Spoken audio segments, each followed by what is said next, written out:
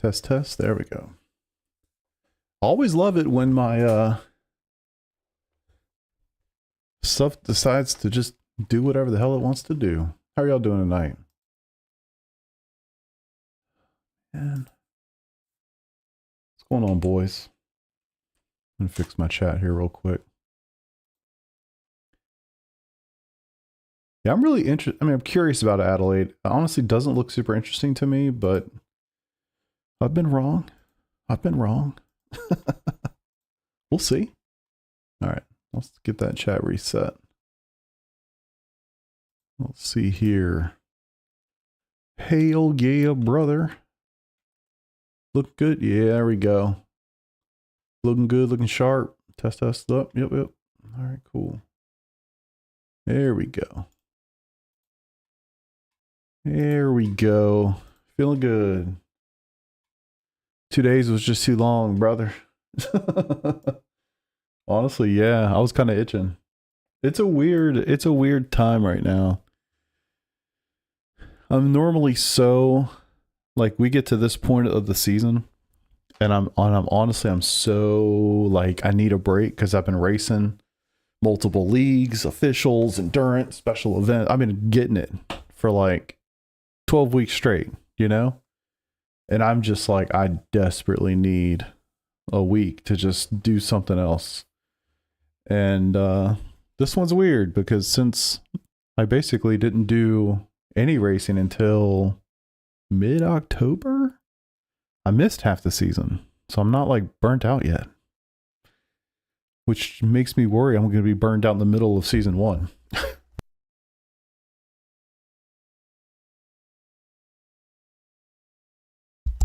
But you know, what are you going to do? All right. Let's see. What are you guys chatting about? American Muscle, Corvette confirmations, Porsche. Favorite part of the season? Love it.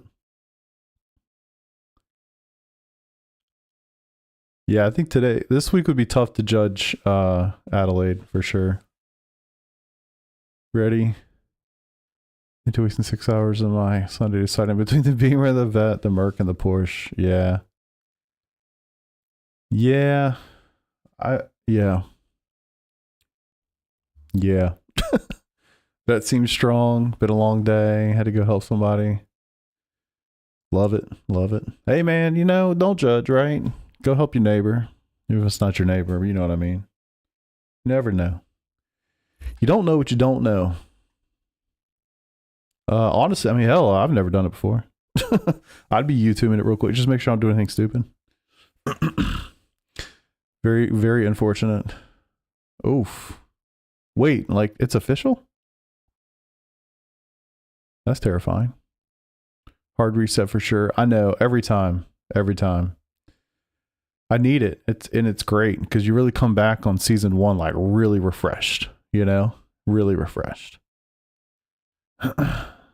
2 water lines, 2 plugins. Yeah, you know. You just don't know what you don't know, right? You know, you never know. It could be a situation where bro was like, you know, I just wanted to see Noah. And I thought maybe I'd give him a, hey man, you know, you come over and help me hook this thing up. You never know. All right.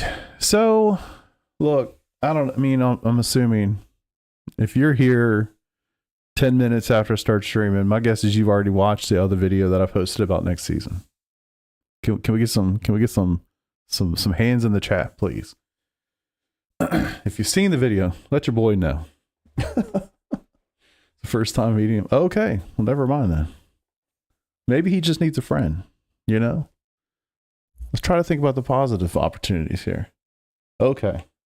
You should take a look at it when you have a chance. But hey, love it. Hands up in the chat. Appreciate you. I'm pretty confident I'm running the Porsche GT3. But I still want to spend some time looking at these cars.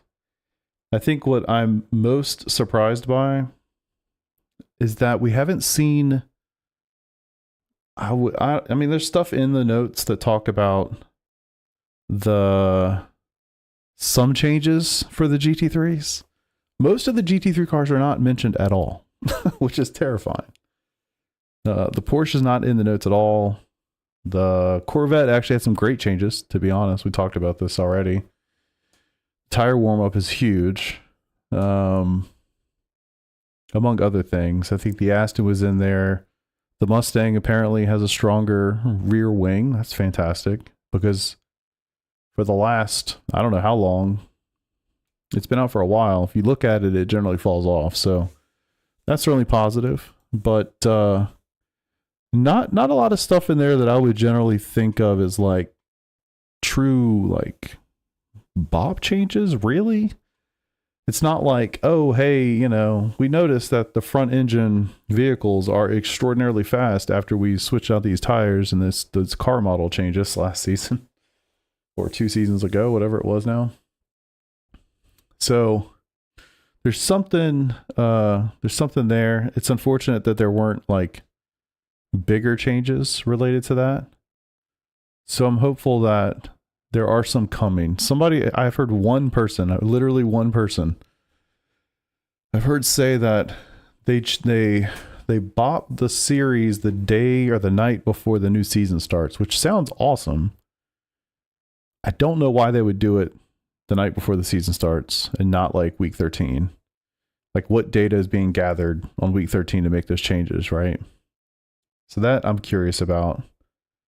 And then I've not found one. I've seen it from one person, and I've not found a resource for it. I've not found any like physical evidence that that's the process.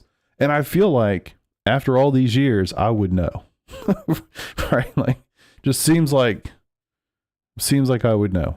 But I've just not seen that. So I'm going to go through the cars, not all of them. I'll be very honest with you. I'm not going to go through all of them.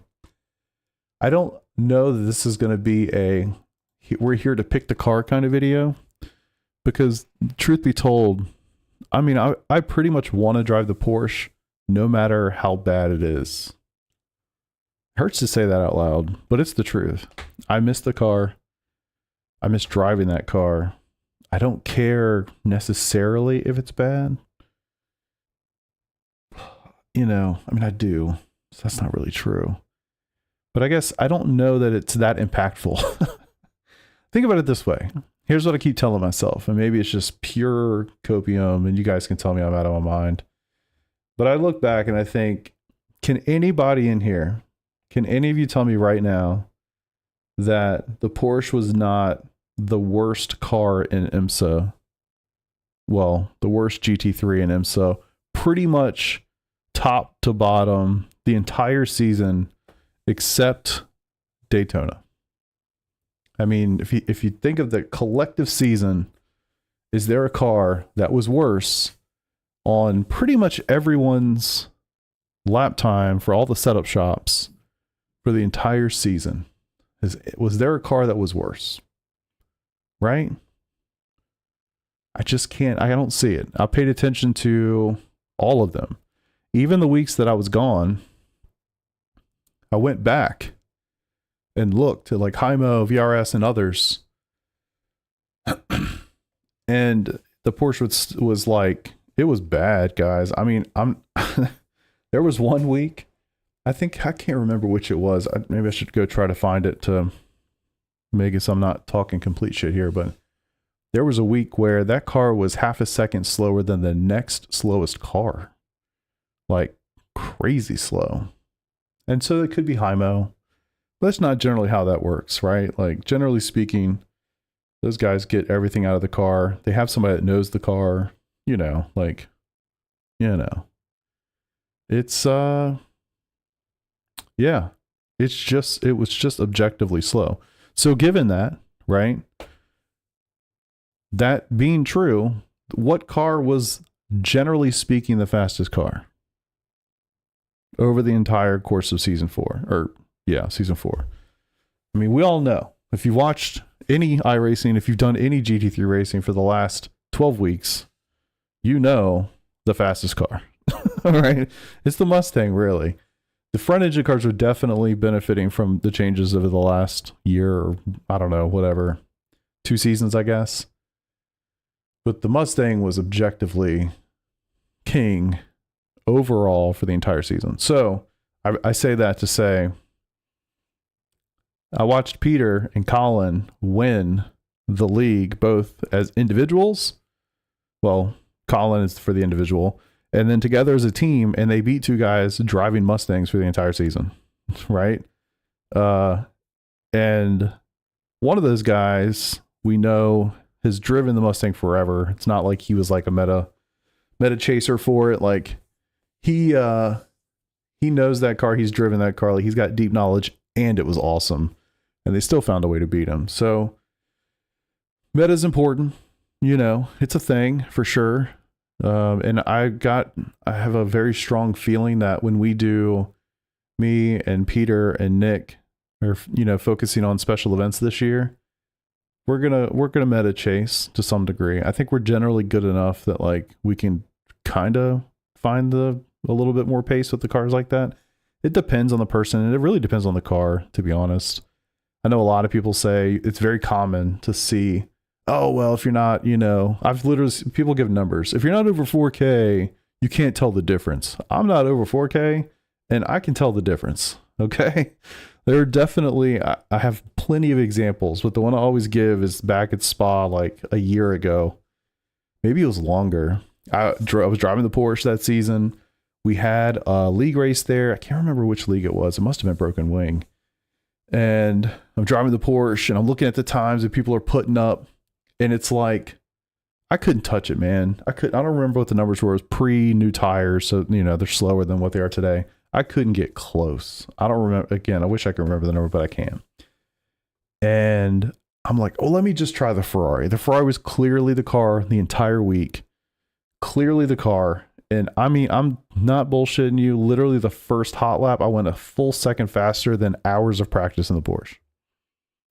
And I don't drive the Ferrari a ton, you know? So yeah, meta matters. You don't have to be an alien to find that pace.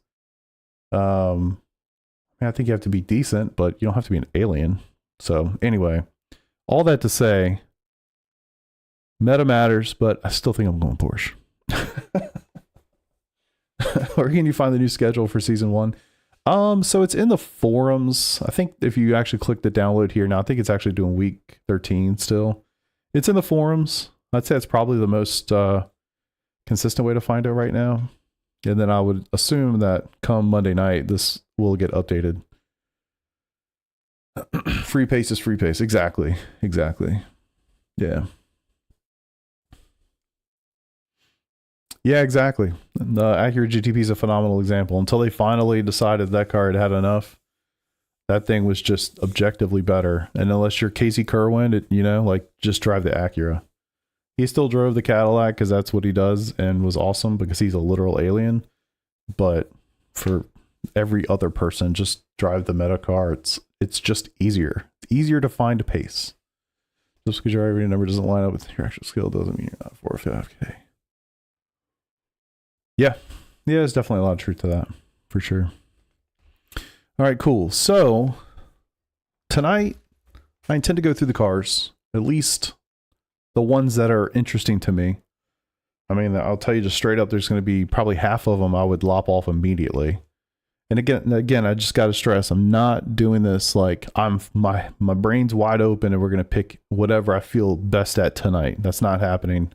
This is much more about, I'm probably going to drive the Porsche no matter what, but I'd like to see and have a feel for some of the other cars and see where they're at least with respect to my skill level. Porsche's better, the front end grip feels a little off, different from what I remember. Might just be me. Yeah, it's one of those things, right? Like if you've kind of been away from it for a little while, it's funny how we forget what it used to be like. And then you get into it and you kind of feel like you're driving it for the first time. It can be fascinating. I feel like that happens to me all the time, to be honest. All right, so let's do this. BMW. We'll make this list large. Zoom. Control. Yeah, I'm not going to try to figure that. Control mouse wheel up. Oh, there it is.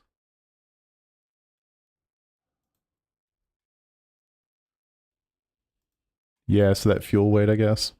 Maybe. Does that help? Lambo. Oh, come on. Merc. Porsche. It's gonna be annoying. Ferrari. I feel like Audi's, I'm just not even, I'll put it in here, but it's basically dead anyway. Because I'm pretty sure you cannot drive it in IMSA. Where'd you go? Make sure we get them all on here. Ford, McLaren, Mustang.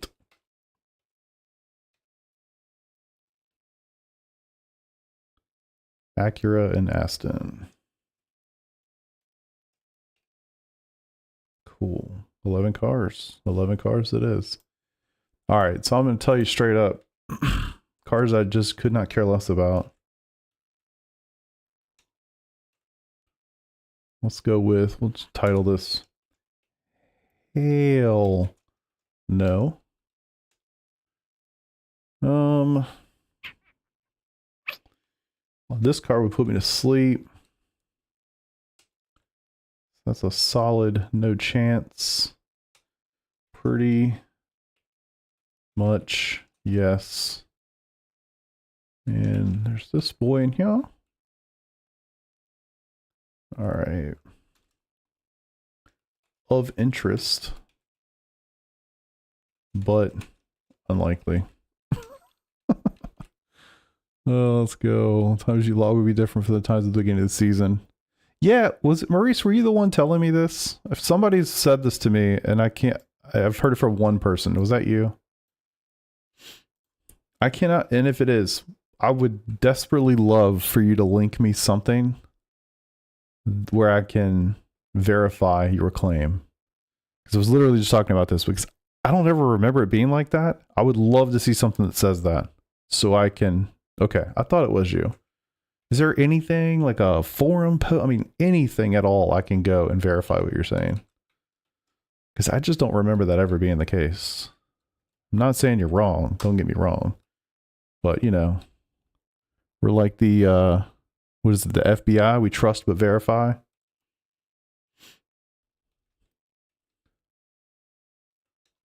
Let's see. We're just going to quickly sort these things. I feel like the Audi just has to be in the bottom list because IMSA is a thing. Audio issues? I hope not. If they are, please tell me. I'll see if I can sort it out. Ferrari, I think, would be in this next group. Acura. I mean, it's not in the hell no category. Really, doubt. I don't know why I have to have commas in everything, but here we are. Okay, cool. Merc. I'd say highly doubt. Lambo. Y'all are gonna think I'm stupid for this, but honestly, so that's how I feel about the cars. When I just see them, and then I think like historically about what I've driven in the past, what I've liked in the past.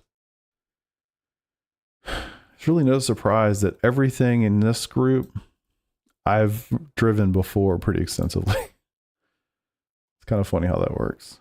Or the Acura, I mean, I remember when maybe I should try it. Okay. I'll at least try it. Okay, cool. Cool. You know what? Actually, that kind of feels like that. I don't even want to try the BMW. Should I try the BMW? Man, I'm still rocking my Pixel 6. Hard to believe, tell you the truth. You're just a bit, it really, honestly, that you nailed it. That's it. You're right. I really am. I said in that video, and I truly believe it and mean it. Like, I'm really glad that I came back in the middle of the season because it gave me the opportunity to just not give a shit about what I was driving and just have fun. And so I'm really glad that I chose the Mustang. It was OP, so it made it really easy to choose it. But I would just never, like, I mean, man, you've ever watched one of these videos in the past for me, like it's a 0% chance that I would have picked the Mustang. Go nostrils. BMW is the GT3 Honda Accord. I'm not sure how to feel about that, to tell you the truth. McLaren's your pick. It's a good choice, Bamba Dan. You can't really go wrong with the McLaren, to be honest with you. Maybe I'll sort these. Maybe just will give us some indication here. The big sniffer is fun. Really? There are past threads about final mop, although nothing for 2026 yet. Is there? I mean, I hate to ask you to like go search for it, but if you're even remotely of interest, I would genuinely greatly appreciate that. I would love to find some cadence where that, like, I could say, okay, I can look back at the last 4 seasons and see a thread where they made that change, like literally the night before the season starts, or something where I could say, like, I have a cadence for what they're going to do. Because you're right. Like, at the end of the day, assuming they do that, start there. Assuming that they make that change the night before the bop or the night before the season starts, yeah, the times are going to be different. But I'm not honestly going really by the times completely. I mean, it's a part of it. And I know that kind of sounds like bullshit because I'm going to go through these cars at like 2 different tracks and then I'm going to put lap times down. So you're probably like, that doesn't make sense, Chris. You're not wrong. But I'll put some thoughts down too, not just lap times.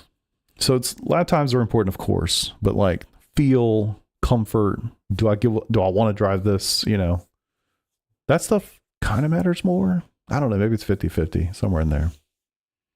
Porsche needs some love. Uh-oh. Yeah.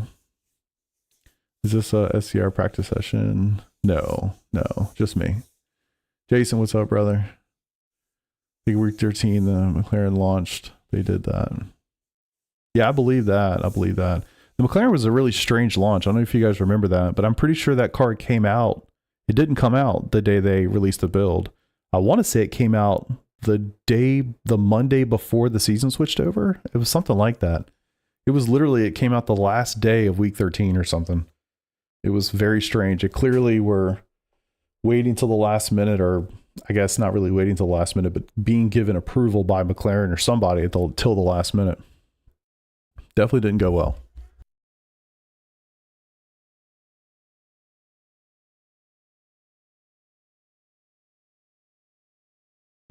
Sox fan, that's kind of where I'm at, brother. Like, my history with the BMW has been really boring. I don't like the way it sounds. I don't like the way that shifters. I mean, not a lot to love.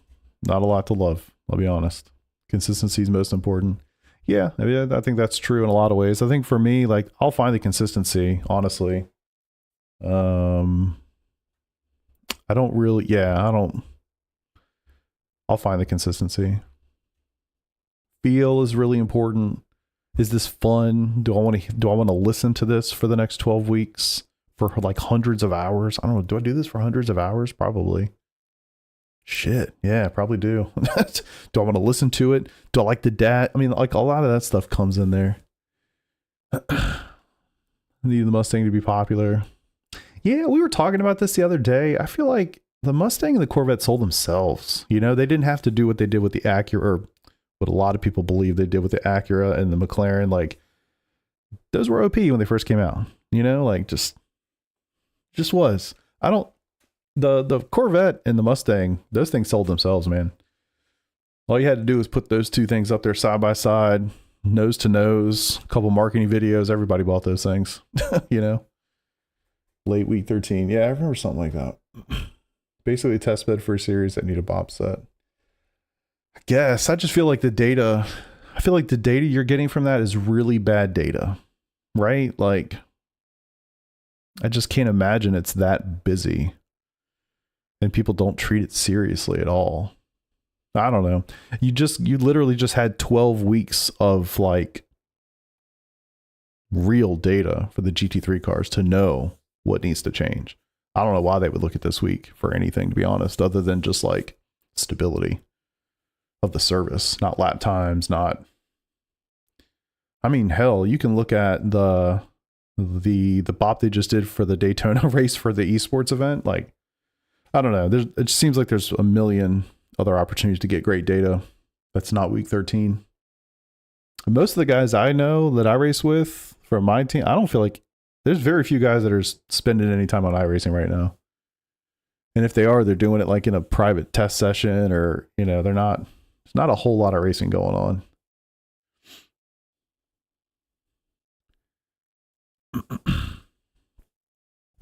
Yeah, McLaren's pretty awesome. It is awesome. The other thing to think about too is with VSCA not being a thing for me, it actually opens me up. It gives me a lot of other opportunities, to be honest. Like I don't feel like I don't have to drive the Porsche because we're driving the Porsche in that thing, so I really should spend the time in it. Like I can kind of do whatever, but I really want to go back to the Porsche anyway.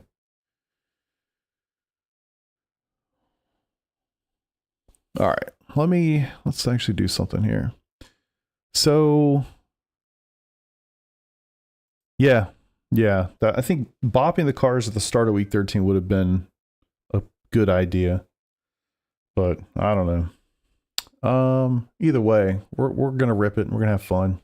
Like, whatever they do is what they do. I mean, who cares? Really, we'll have a good time. All right, so pretty much yes, Porsche. We're definitely gonna take a look at that. Corvette for sure.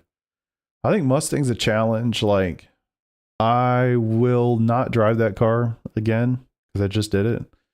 And it was fun and all the things. I'm mostly even have it in this list just to like almost use as a benchmark, because I feel like a lot of people ask, hey, how's this car compared to the Mustang? Because that's really the benchmark, right? Like the Porsche can be fun and cool, and you can feel like it's fast until you run a Mustang lap and you're like, oh, okay, shit. You know what I mean?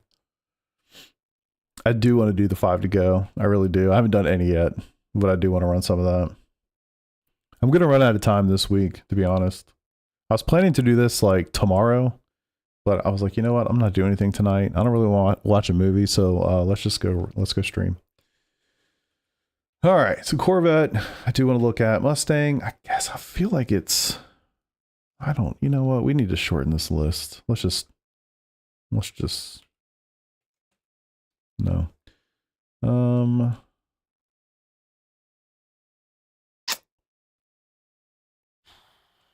Just definitely a no, but like I said, it's almost more of a benchmark situation. I guess if the lap times are not critical right now, maybe it just doesn't matter. So Corvette, McLaren, Ferrari. I haven't driven the Ferrari in a long time. Lambo is one that I probably will not pick for like almost for sure. But I don't know about you guys. I love the way it looks. I love the way that it sounds. I hate the plasma TV I got in the dash. I mean, it's pretty sweet to be able to watch movies while you're ripping around Daytona, but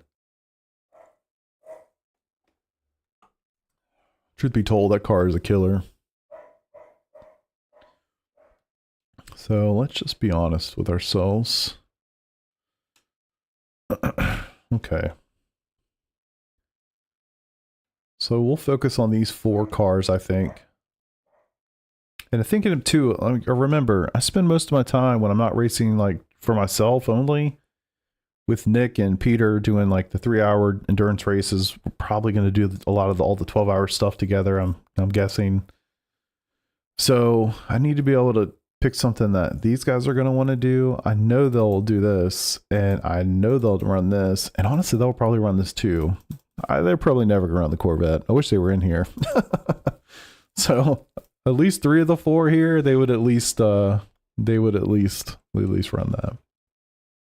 I have not looked into that. I think that came out when I was kind of away, and I never really went and did anything with that. How is that? Pretty cool. Tracks to test. So where would be 2 good spots to look? Maybe let's look at, hold on 1 second. Let me try to bring up the IMSA schedule here.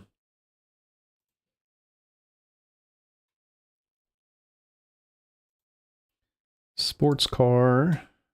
Where'd you go? There we are. Man, there's some salty ass people on these forums. Y'all ever notice that?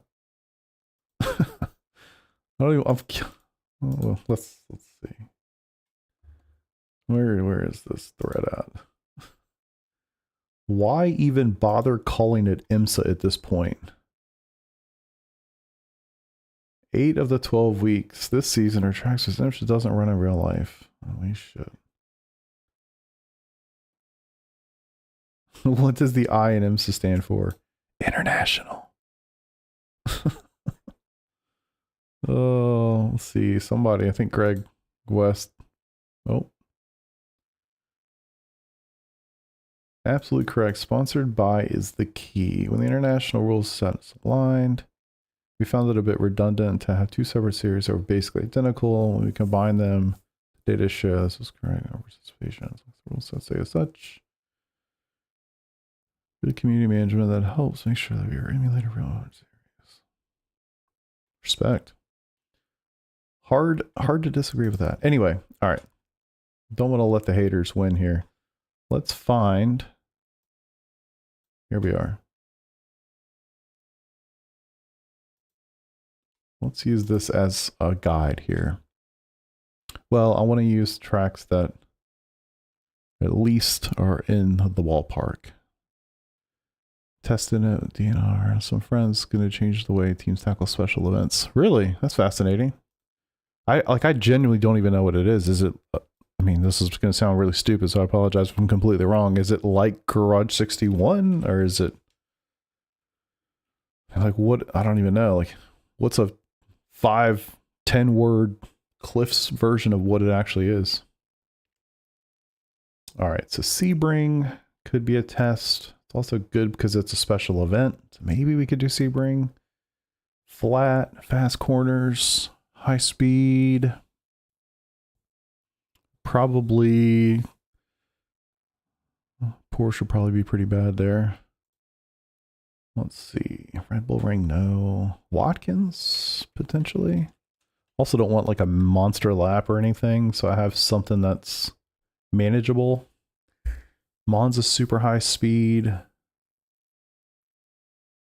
Let's see here.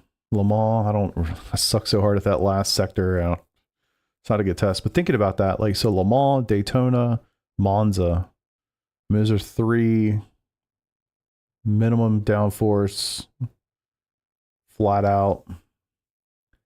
Then you've got like Montreal, Interlagos. And there's a couple in there. Actually, not a ton. Mexico that are like, I mean, pretty much everything else is going to be high downforce. Couple in the middle, like a Watkins Glen, maybe a Road America. Even that's probably high downforce, honestly. I don't really know. I'm just bullshitting here off the top of my head.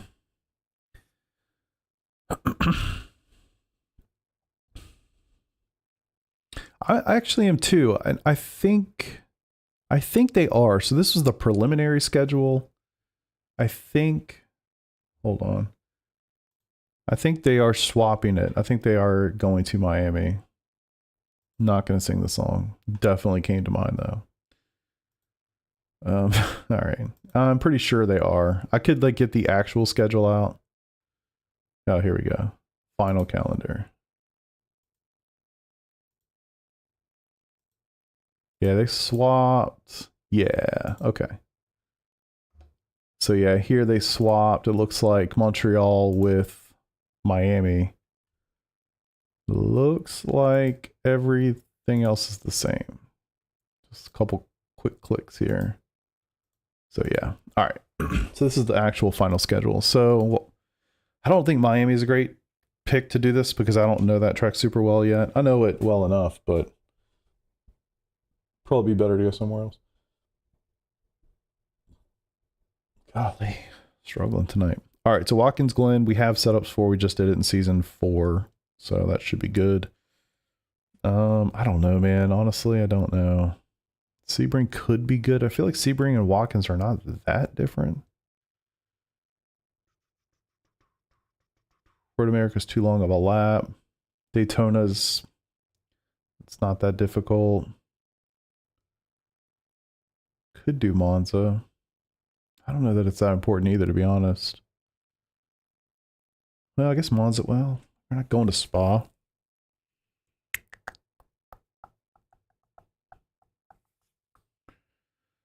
Oh, fuck it, let's do Monza. All right, let's do those. I was really thinking Portimao was on this list. I guess it's not. That's really unfortunate. Customer stuff seems like a pretty steep learning curve. Probably very useful for drivers and teams already used in the real world, or teams that focus on endurance stuff. Yeah, you would think our crew would be part of that for sure. But in Garage 61, it's iRacing dedicated telemetry software, iRacing work. Yeah, I saw that. So it's real-time live telemetry. Interesting. I'll have to check it out. It would probably scratch at the nerdy itch. And honestly, I kind of need that right now, to be honest with you. So maybe I'll have to put that on my to-do list among too many other damn things right now. I'll tell you what. All right, so go to a test session. What we're going to do, we'll go backwards. So we're going to start with the Ferrari. And then we'll build up to the Porsche. I haven't driven this thing in a hot minute, so this should be kind of interesting. The Cup? No, it's not. Boot? Yes. Yep. Okay, cool. Try to keep everything consistent here. I don't know time of day. Guess I could look it up on the schedule. I don't know if I feel like getting that detailed. We're doing it. We're doing it. Still on one desktop so y'all can see. IMSA. All right, so Watkins Glen, May 1st. What is that? 2:20 in the afternoon? We'll just try to emulate this.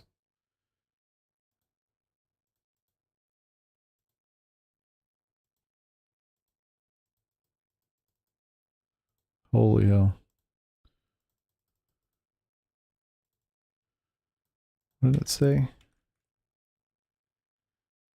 All right, rain chance none, 71 degrees.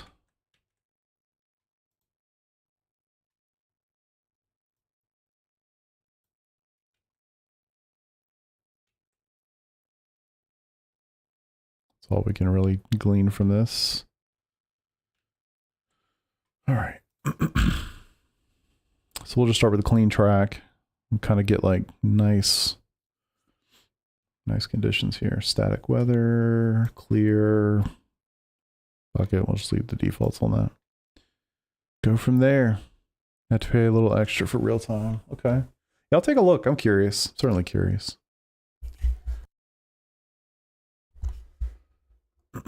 Yeah, I tend to agree with you, Noah, to be honest. I wish that it changed every time you loaded into the actual official series. I mean, for a test session, you have to leave it open to do whatever you want, but when it comes to the actual official series, like the race sessions and whatnot, I wish that it just randomly generated. Time of year and all that sort of stuff, time of day, I think that's fine, but the actual weather forecast, I think, should be random. All right. So we'll use VRS as the baseline here. Just because we need some consistency. And that's a little tough because different people make them even within each setup shop, but we don't make the rules around here. All right, so VRS. That's pretty recent too. They were here less than a month ago, so that's nice. VRS Watkins, race 1. No penalties for the bop.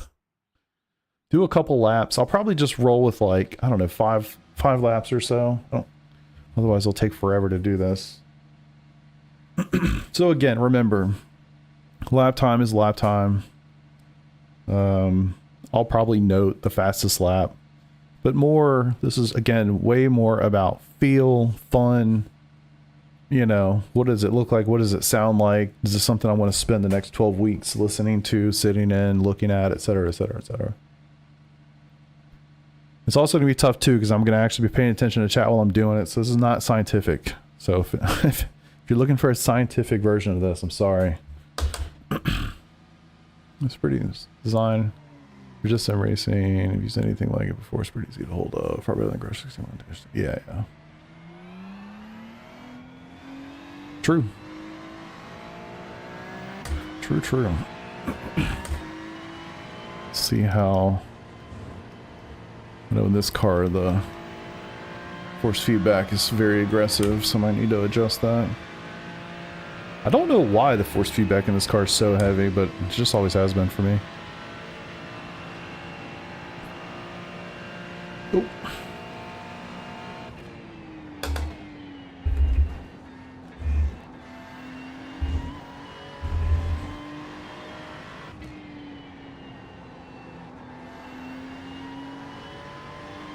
Anybody got any awesome plans this weekend? Anything fun going on? Andrew, what's it like in paradise this week, brother?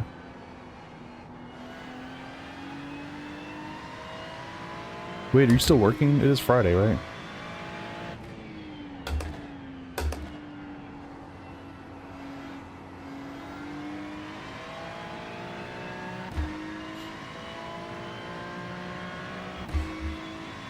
It's really weird time of the year for me. No baseball, like my kid, you know, normally feels like, I don't know, 9, 10 months out of the year I'm at baseball fields 2 or 3 days a week. I can't wait for that to start, to be fair. High school baseball season this year is going to be insane. Cannot wait. No, well, I am for my Simucube profile. I'm not using global settings for the strength in iRacing. I switched those based on the car. So this car actually do have it set higher than the other ones. I say higher. The strength is lower. The newton meter value in the game is higher, which means the strength is lower. Which it's always been not backwards to me, but just confusing to me.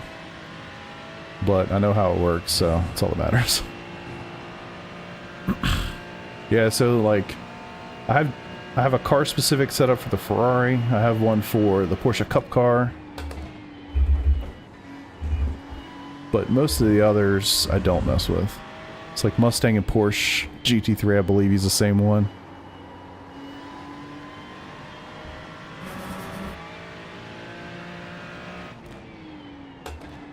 -42° track temp, by the way.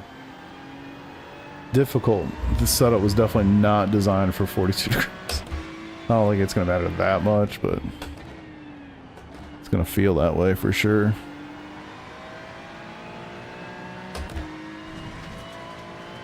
I do like the way this car sounds. This is just for some history. This was the first GT3 car that I really drove. Like, not ever. Ironically, it was the BMW. It was the first one I ever really drove. But, like, I say really drove as in I spent a lot of time in multiple seasons, but lots of special events. It was this one. And then not too long after, maybe like a year or so after, I discovered the Porsche, and I was like, ooh. Never really looked back until the Corvette came out. 47.301. Probably third. Hang out the fire pit. Seeing the meteors. Damn, that's cool.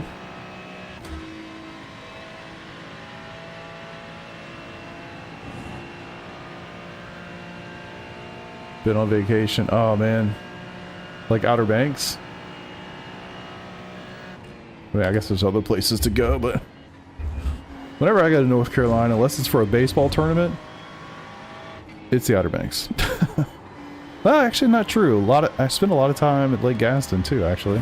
Kind of forget that's on the North Carolina side. Hang it, man.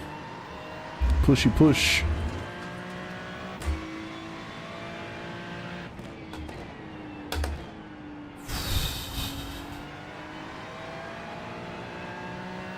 Good grip. I always kind of judge that corner. What is it? 7? Love just being able to drive a car out of there. Porsche's really good at that. The Mustang's great at that, actually.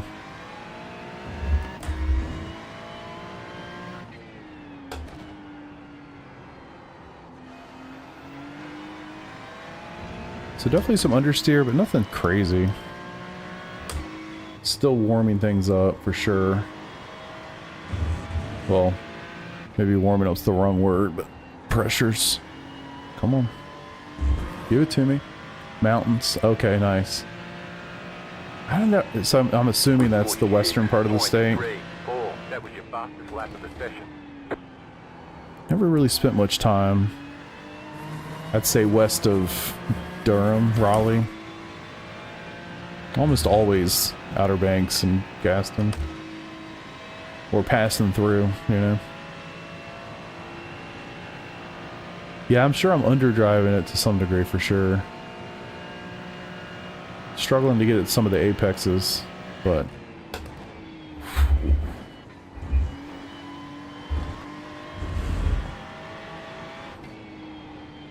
it's really weird to drive a mid-engine vehicle. It's been a while. Here I've been struggling to get it down there and stay down there. Not a car problem, it's a me problem.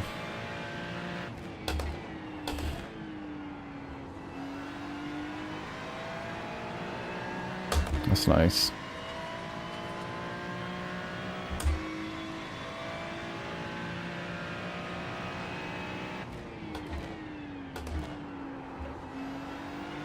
Tell you, man, the acid around here is ridiculous. Car can put you to sleep. I don't know how people drove that for a full 12 weeks. There's some guys that did. I haven't met anybody that's like, I'm looking forward to doing that again. But it's very good around here, that's for sure.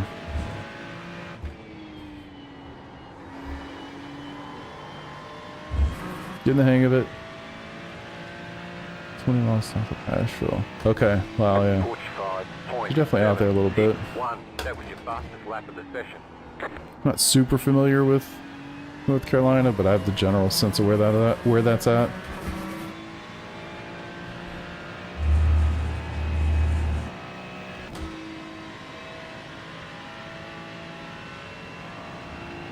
Still kind of surprising how Watkins Glen looks after they did that refresh. It's quite nice. Shit. Trying to just barely touch the brakes and it literally just wants to turn around.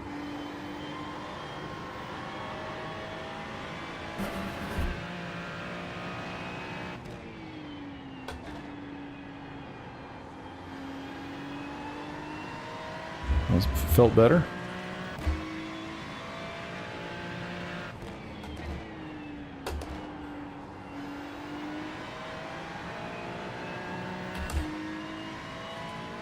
What's up, PV? I'm just doing a little bit of testing tonight.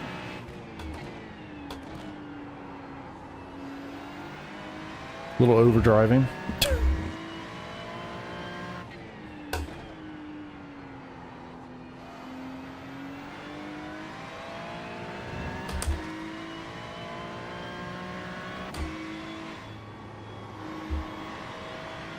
Definitely feels comfy. Comfy drive around here. Reminds me a lot of the McLaren.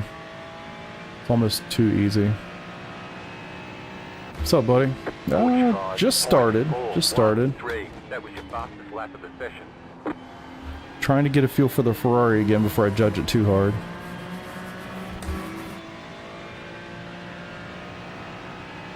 Figured the gas pedal out. Was it broken before?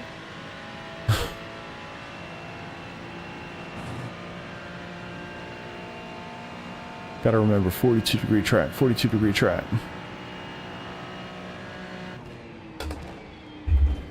That was better. I feel like the last time through there, I just barely touched the brake and it's like, oh hey, let's spin out.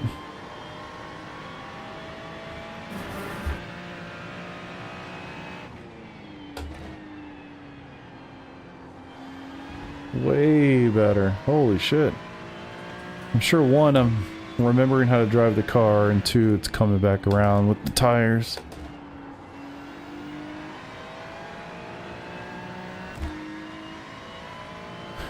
It didn't register at 100%, huh? It might have been somebody else. I don't remember that.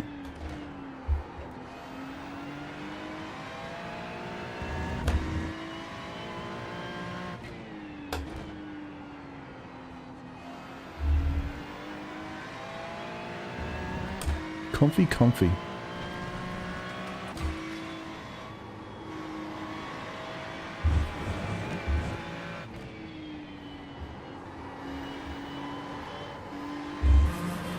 Dang it. 50% of the dash, I really liked it. Yeah, it's actually pretty solid. 45.1. No, you're good, man. You're good. Just set your fastest lap of the session. Yeah, very comfy.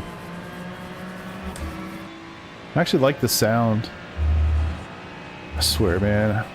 I wish you could, like, add your custom sounds or something to this thing. I would somehow replace the Corvette sound. I would love that car if I could do that. I swear, like, I'm barely touching the brakes. I don't know if y'all can see the wheel. Yeah, you can. Like, it just starts turning on its own. That was bad. So, frustrating. Brake harder. There we go.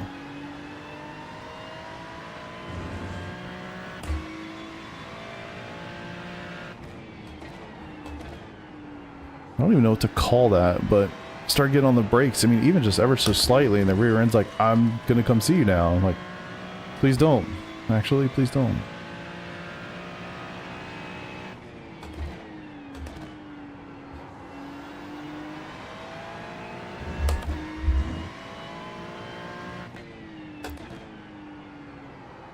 I don't even have a clue. How did the Ferrari do last season? Anybody remember?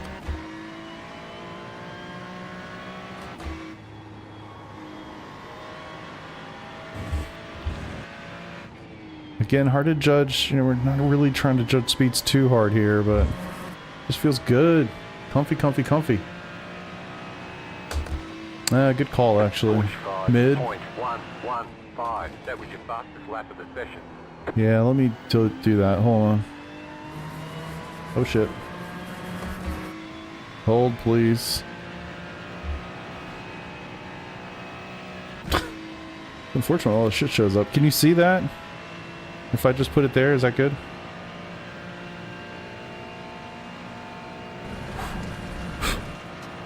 Mid-pack. That's always what I'm glancing off at on the screen over there. I've got it on my second, or whatever, monitor. Fourth monitor, hard to say.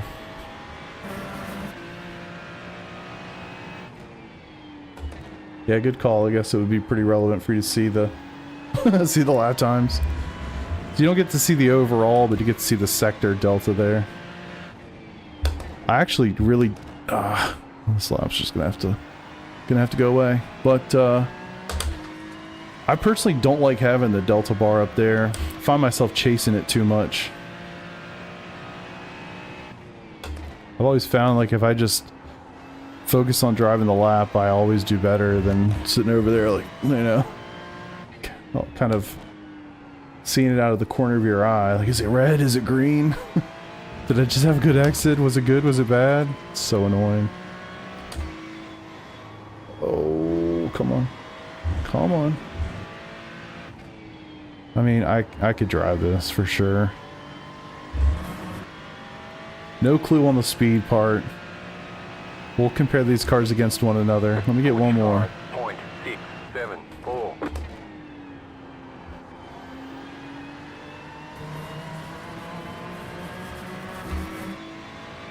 Your car setups, did you just tinker to how much you like? You pulling from somewhere? Oh no, these are setup shops. Like, this is VRS. I'm gonna use VRS for all the tests here for some form of consistency. Badass sound pack. That's what I should do. We should make a spotter pack. Fuck, that I don't like. Ugh.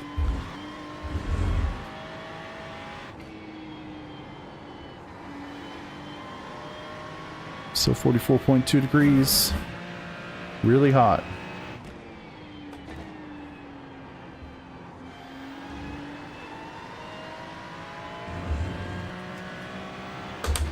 Dang it.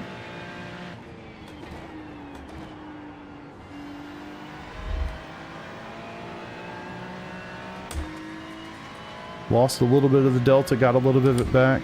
It's funny when you're talking about 7/100ths of a second. I feel like I'm generally pretty consistent.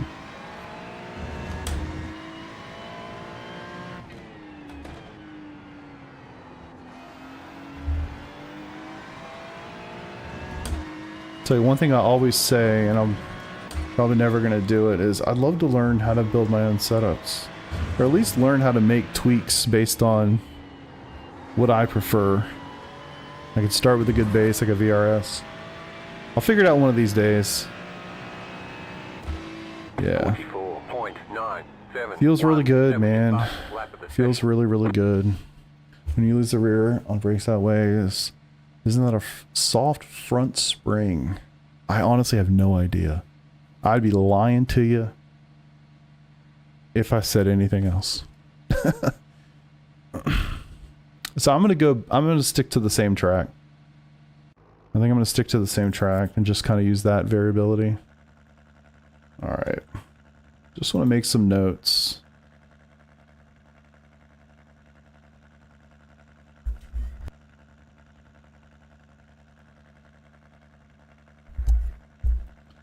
So me just looking at like the laps. I mean, man, pretty consistent. I clearly messed up there because I was looking at chat. I think that was when I was live editing my UI while driving down the street. But, you know, warming up tires through these guys, started to dial it in. The 5th lap for me, like as I've been doing some of these, is kind of like my fastest lap. Or like a fastest lap. It's representative, right? So getting into the 45.1 and 45.1, hard to say with that one. And then, you know, 0.2 faster or 1/10.5 faster. Nice consistency, right? Can't get too upset about that. So lap 8, Watkins Glen. Lap 8. 44.972. Comfy as fuck. Really consistent. What else can you say about it? I mean, let's be honest, like the 4, I'm not going to say the stuff that's really obvious because all 4 cars fit this kind of criteria, right? Like, I like the dash on all of them. I like the sound generally on all of them. I know that I could drive these 4 cars for an entire season and not be annoyed. You know what I mean? Yeah, laps. Yeah, I should probably put that in the notes. Don't look at lap 7. I was literally live editing my UI because Noah brought up a really good point. You should probably be able to see the lap times.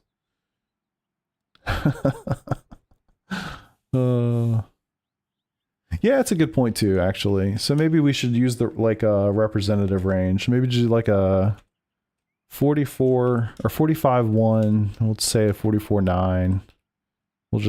We'll leave it there. 3 lap range. And that range, comfy. Man, it was comfy as fuck. Felt like home, brother. Felt like home. Felt good. What else can I say? Understeer early, but improved with temps. Had a hard time getting to the apexes early, but I feel like one, that's a me problem. So I'm not going to use that here. It could have been the Corvette, the McLaren, any of the cars. What's the freaking WordPad? Brother, it's Notepad++. You don't use Notepad++? You should actually. It's phenomenal. It's like Notepad, but it's plus better. You know what I mean? Let's see. Understeer early, improve attempts. What's next? Corel draw. Jesus Christ.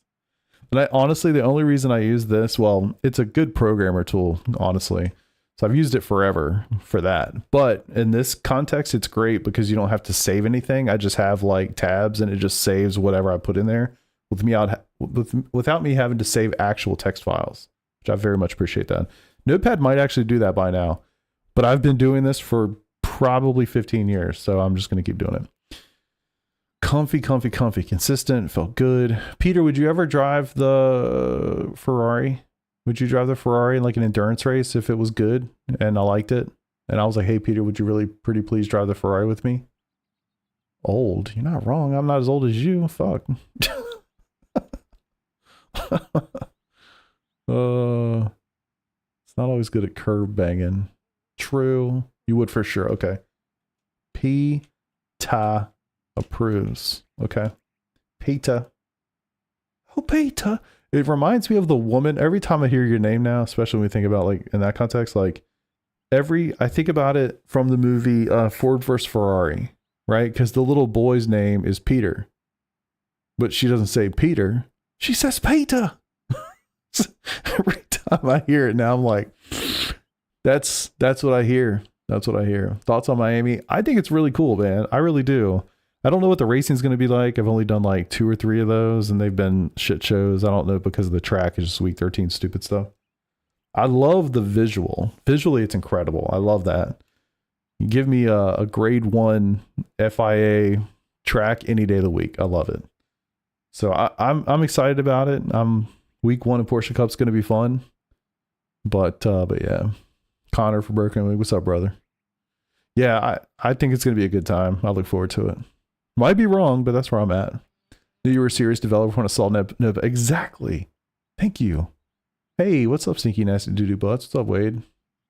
Is it sad I think of the Hunger Games? No, actually, yeah. Those movies are good. My wife loves those movies, so I've sat down and watched. There's 4 of them, right? There's like 3. Anyway, there's like 3 good ones and a 4th one I haven't seen yet. All right, Peta improves. All right, let's go. Let's get out of here. Let's go McLaren. I won't save them. Let's go back to this. McLaren. I think whatever, well, I'm going to say whatever we choose, we need to come up with something stupid to call it for like the entire season. You know? Something dumb. Just for the memes. We need the memes. Hunger Games Peta gets the chicks. True. Why don't you? Kidding. I think it's very tough. It's very technical. Yeah, you're right. There's that section where you have like those 2 really hard rights that goes into the like really hard left and the really hard right. Like that little section, brutal. Once we figure that out, we'll be in good shape. Oh man, it's funny. Obviously I'm just messing with Peter here, but like I'll talk shit, but I don't get to see the response. It's very annoying until he calls me a douche in chat or something. Damn it. All right, 720 Watkins R1. Yes. Still 42 degrees, so that's positive. At least we're gonna get the same sessions. No one a hell no. Yeah. Was a big fan of the Ferrari Watkins last season. I think my best was like a 42.8. God damn. Douche. Yeah, that's moving, man. That's moving.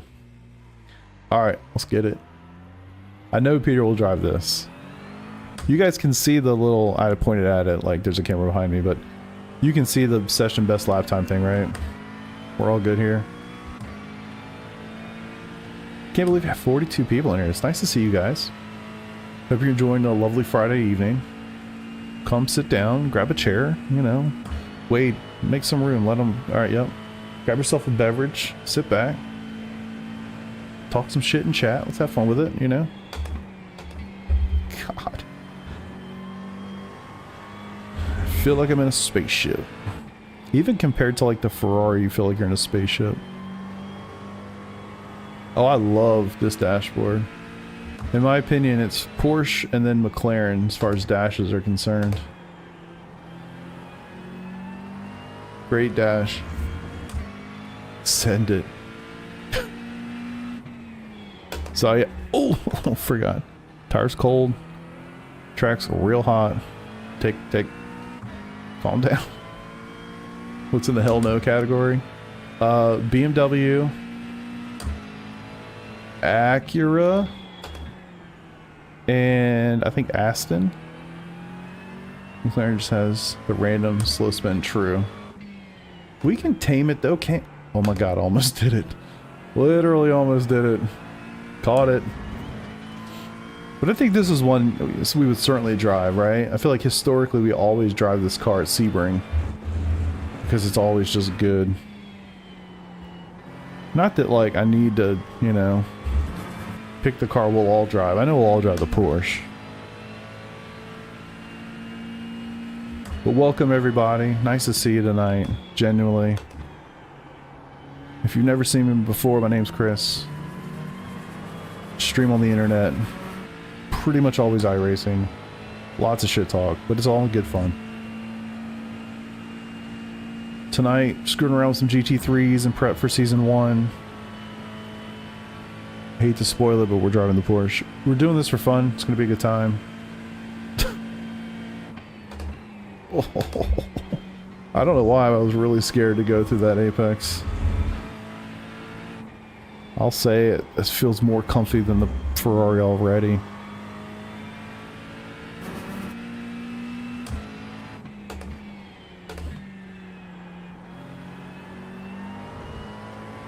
Oh, too early for all that.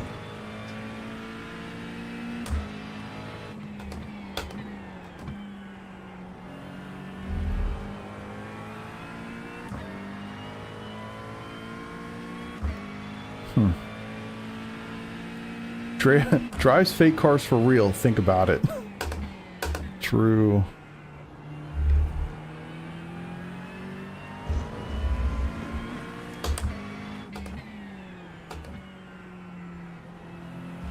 Kind of forget it's got the cheater brakes. I'm slowing down too early.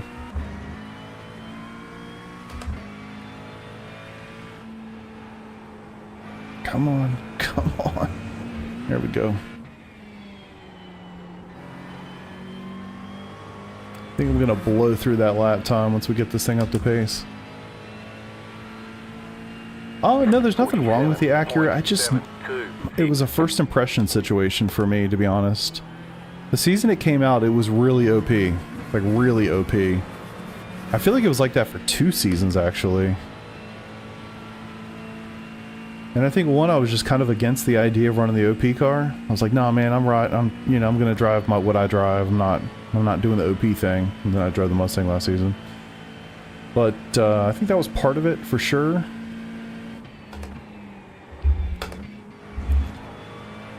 I really don't like the dash.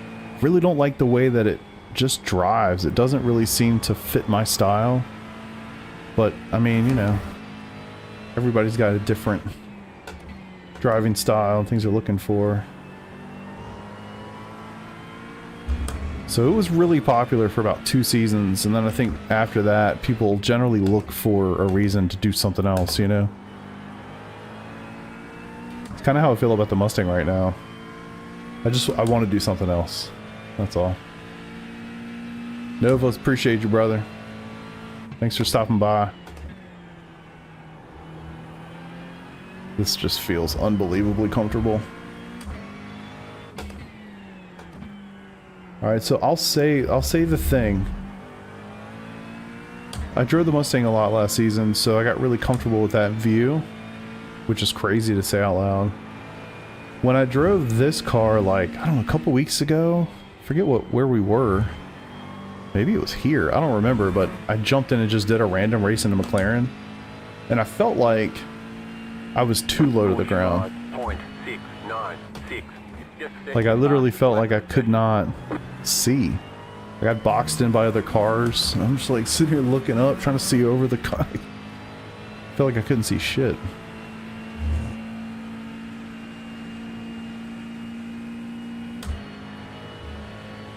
It is, and it's funny, I just got used to it. New cars for me. Yeah. If you've been gone for a while, like, especially as much as the GT3 stuff has changed, there's a lot going on there.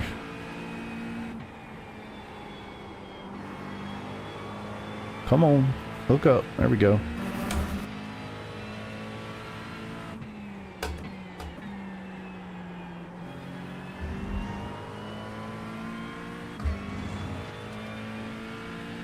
Yeah, Lambo. I drove it for about half a season in the summer. Or maybe it was the spring. Forget. Remember third gear through there.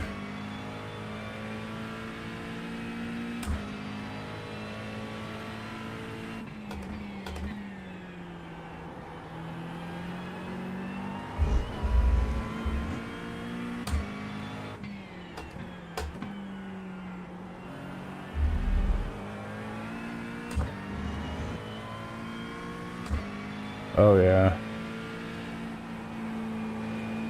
Oh, come on.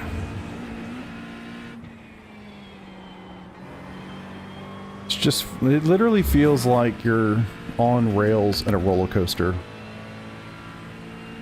44.883. That was your fastest lap of the session. So fast. Or feels so fast, I should say. Yeah, Mustang's just overpowered right now, unfortunately. But I hope my man Maurice is correct in that they bopped the shit out of that thing on Monday night. If they do bops on Monday night, that thing's gonna get hit with a freaking bat size of Montana. And it's not because I hate the Mustang. I've had a great time driving it. It just, we need to change. It cannot rain again. It didn't just rain, it dominated. Like, it absolutely dominated.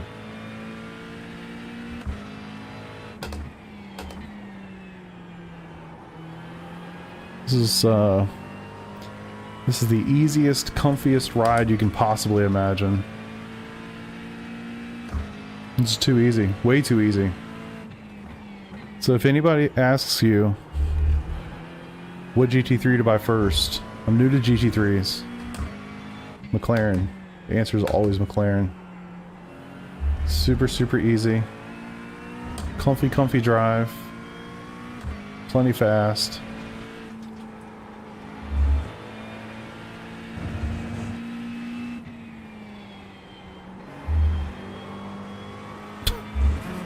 I'm not even sure it's gotten remotely sideways yet. Let's give it one more. That was only the 5th lap. 45.222.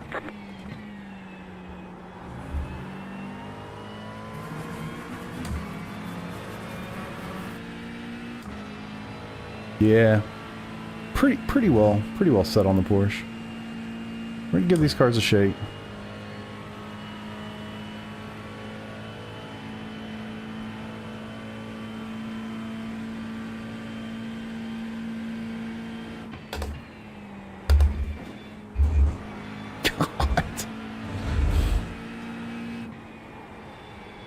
Peter, you sure you don't want to drive the McLaren, buddy? This thing is fucking stupid.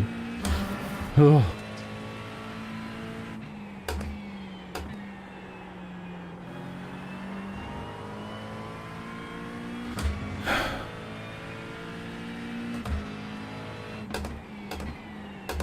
Oh, don't get a freaking second gear, dummy.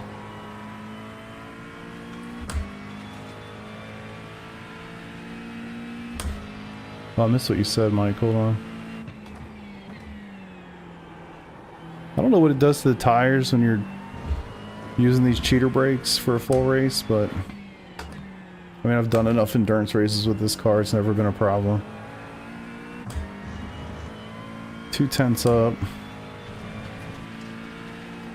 Shit, I didn't prepare that corner correctly. Rip.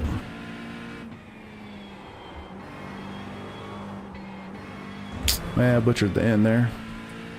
I think they just need to bop her track weekly and stop acting like they can't. 44.83. It's just set your fastest lap of the session.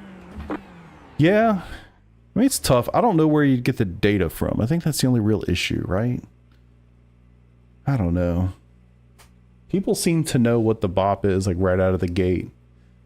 On, like, you know, Monday night when the season switch or the week switches over and go to the new track. But I feel like a lot of that comes from people like Samsoid and, you know, guys that, you know, on a Sunday they're doing like this kind of thing, but they're doing it maybe just, they're just better. Yeah, Samsoid, yeah. They're just better than me, so they're much more consistent. Test them, you know, with some scientific shit, not what I'm doing. I guess people just know. Which, I think that's probably enough. I mean, I don't know. It's also him. It's what he drives well. But at the end of the day, I mean, they seem to figure out the bot pretty fast. So maybe, I mean, you're probably right. Hard to disagree with you, friend. That's for sure. All right, Watkins Glen. Let's go. Well, so I'll just say fastest was this lap. So we'll say fastest was the 5th. Consistency point of view. Well, the last lap kind of was not cool, right? So that was technically a dirty lap. I was 2/10 up. I think I lost most of it in the final corner anyway. Probably should have run 3 or 4 more just to see the consistency after lap 5. Because again, like lap 4, lap 5 is really when it starts to like roll in. I don't know. I can glean a whole lot from that lap range, to be honest with you. So we'll just say 44.8. God, most comfy. Like actually ridiculous. Literal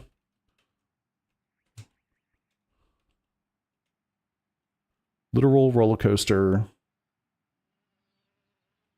on the most stable of rails. Like, oh man, damn.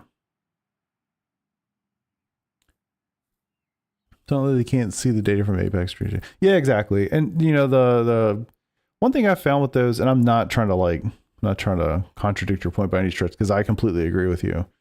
I have noticed as I've looked at some of those, it can range. I think like the ones that I looked at, which last season were mostly grid and go, not grid, sorry, Apex and Hymo. Seemed like the Porsche was always at the bottom for those guys, but for some others, actually, the Porsche wasn't always completely terrible. So it's a lot of factors in there, but generally speaking, yeah, like with enough data normalized across 5-6 different setup shops, that you should be able to figure it out, at least close enough. You know what I mean? Yeah, exactly. Like, honestly, it seems really obvious that they should have done something with the Mustang and then probably something with all the front engine cars. I didn't pay as much attention to those, but it's clearly the Mustang. Mustang's just, I drove it for half a season. It's clearly just too good. I enjoyed it, glad in all the things, but it's time. All right, the most stable of rails. I don't even know what else to say about this car, man. Golly. Never had an issue. Never understeered. Never understeered. I mean, basically ideal from the jump. We'll call it start. I don't know what else to say about that. I mean, that's just money. If I wasn't such an absolute Porsche fanboy in this game, it's like a no-brainer, right? Yeah, but I'm not worried about that. I mean, I didn't even do it there. I had one instance where it was like, but I'm not worried about that. I would not make that call based on that, to be honest. It is a thing, it happens, but not that much. Just pick the vet already, Token. What's up, dude? Damn, how you been? Happy to see that name again. We got 60 people on YouTube. Hi, YouTube. 60 people. What y'all doing? What you guys doing tonight? Everybody chilling, having a good time? Welcome. If you enjoy what you're watching, hit the like button. Help your boy. What the hell was I gonna do? My daughter's at home. Yep. Good. Make sure these children made it home. Christmas break. Love it. That's awesome. Token for sure. Just get it together. Oh man. 60. Crazy. What was it that got you guys here? Is because I said we're testing GT3s tonight. It's funny how popular that statement is. If you watched my video from yesterday, about plans for next season. I talk about things like trying to get like just playing the game of trying to understand how things work and paying attention to keywords and different things. And it's fascinating to go back and look at some of my most popular live streams or videos or whatever. They follow a very specific trend. It's actually fascinating. Streams like this where you're like, ooh, we're checking out all the GT3 cars, we're testing them. Man, that gets the people going. It's crazy. It's crazy. Unwritten. I'm sorry. I sent a letter by certified mail. You didn't get it yet? JR, what's up, brother? McLaren and Porsche feel the best to me. Consistently quickest in the Beamer. Oh my God. Yeah, don't do it. Don't do it. Don't do it. Don't do it. One of those different cars. Like you listening to me. There you go. That's what I do. I mean, I'd honestly say that's the biggest draw. Like, just listen to me talk shit. Not really talking shit. Is it talking shit? I think it's kind of talking shit. Wait, did I already load this? I'm sorry. I'm stupid. VRS, I sure did. All right, cool. We did this part. All right. I'll tell you. I knock it immediately. Those damn bars. I hate the bars. At least in the Lambo. I think it's the IMSA variant that has the bars, but the GT3 Sprints does not. Don't answer my door. 3K bop test streams better than 8K. True, actually. Much more relatable, right? She might be the one. Oh man, feedback is so different. Wow.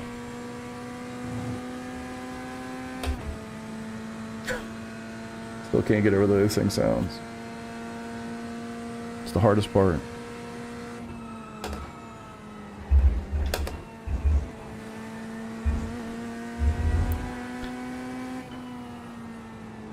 I don't know why the feedback is just not there yet. Tire's cold, sure. Weird.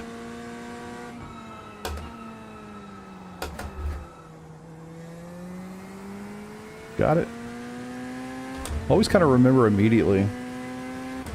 New car, cold tires. Chill out. Calm it down a little bit.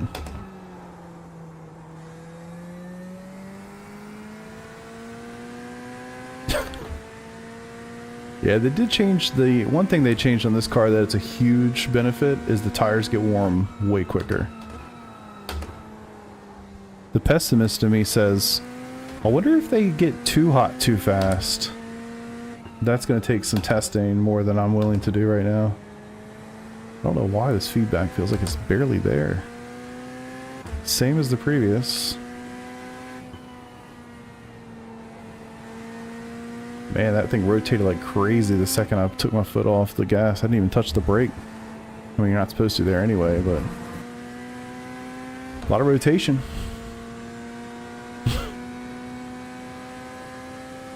Oh, did you enjoy that? I think what they did to the... Whoa. I think what they did to the GT3 is good. The lack of feedback, though, at those slow corner apexes is bad. But everything else, everything into that moment and everything out of that moment, good. Something's not right. I don't know what to say other than that.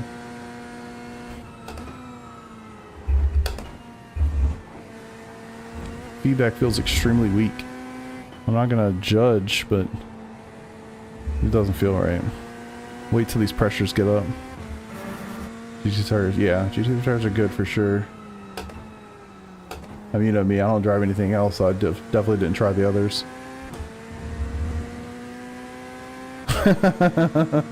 Should get a bezel-free kit just for the bars. Yeah, I did hate that when I drove this. I drove this car for 2 full seasons. I had a great time. But by the end of the second season, I was really ready to go back to something else, but... oh, come on. Come on.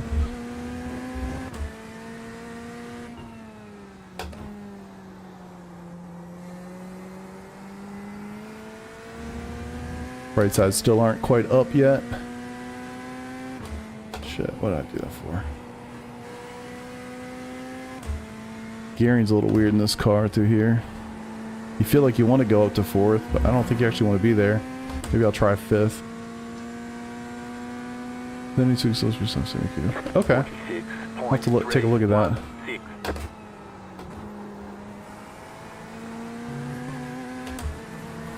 Weird. I do love this racetrack. The 6 hour here is honestly one of my favorite special events. Just such a good race, such a great track.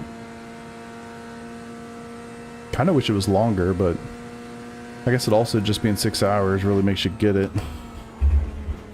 Not like we aren't always trying to do that.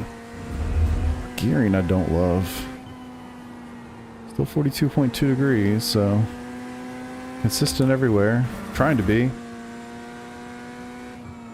Don't feel like I can drive it in quite as deep as I could in the McLaren. Also a little scared to hit the brakes really hard. Had a lot more confidence to do that in the other one. Wasn't paying attention to the tire temps. I do notice my left front was 90, now 92 degrees. That's a little strange. This early?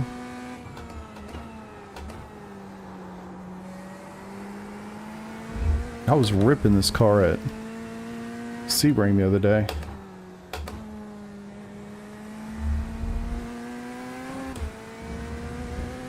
Alright, still in it. 2 laps. Long ways to go. Kind of want to do that little shift right in the middle. Feels like it needs it.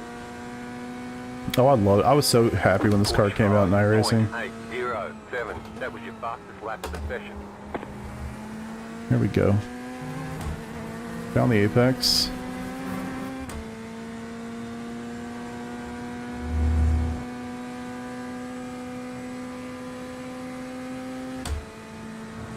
I think I could cope through the sound for a full season again.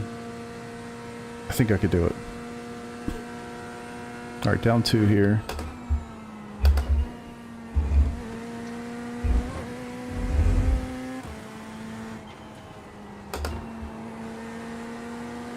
Not sure about the gear situation.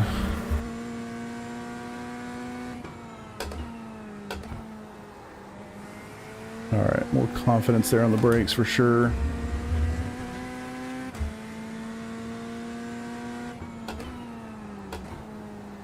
Kind of funny how sketchy it was the first like 2 laps.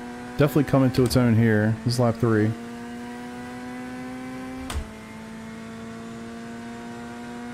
I wish they would. I can't fathom it actually sounds like this in the car. I mean, obviously I'm just guessing because I don't drive Corvette racing cars for a living, but sad if it does. How about that?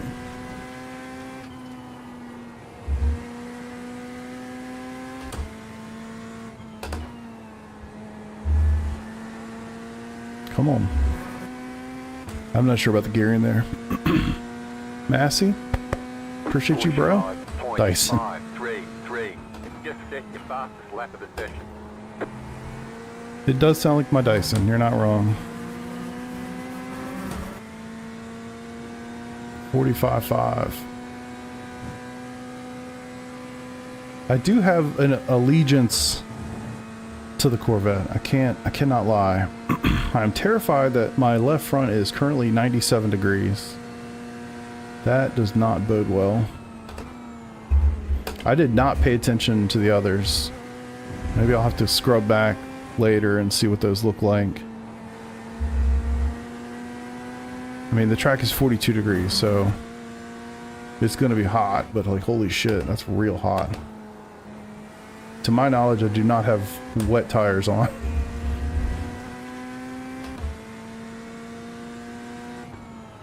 True. How do we get the Corvette to be awesome again? Everybody stop driving it. The left front's 101 degrees, man. That's not right. That's not right. I don't feel like I'm driving the tires off of it. It's 102. Like, what? Come on. There we go. Honestly, it feels great, though. Like, once you got past those first 2 laps... Come on. I don't know, there's something... Wow, it really loves to Oh, come on! Fuck! That was a good one. Sorry, Corvette, I'll let you down. 45.3. Yeah, this is the C8 Z06 that they currently race in IMSA. And I guess WEC as well. Alright. Obviously this isn't going to be the lap because I screwed up the last one. So we'll give it 2 more. See what happens if you move the brake bias back. Yeah, shit, it was at 40, or 40, 54.6. And just for context, I am using VRS from last season. They were only here like a month ago, but the track temps were dramatically different. They were not 42 degrees. They were like 20. 103 on the left front. Come on. It's so fascinating. Like, entry is really interesting. You can rotate the shit out of this thing just by like lift off oversteer. But it like doesn't really want to comply mid-corner. You're kind of waiting, like, come on, come on. All right, cool, we got it, you know? It's weird. You would think for something that would rotate that hard, just by lifting off the throttle, it would just like set the nose and go. Like, no. Maybe it's me, because it is so crazy with the lift off oversteer, that I'm like more gingerly getting into that corner, like that point. Maybe it's that, to be honest. Stay in 5th this time.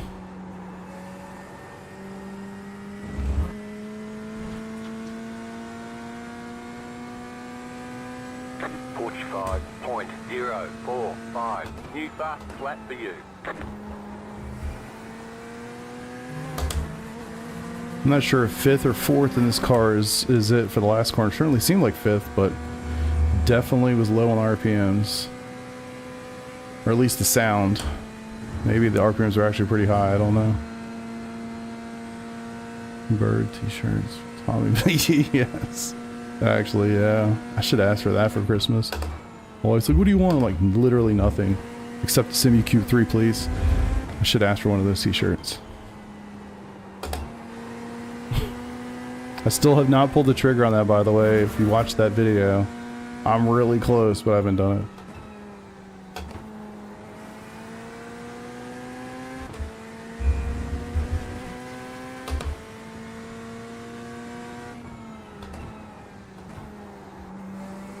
Peter, would you drive this car in an endurance race? Don't. Don't get the Simucube 3.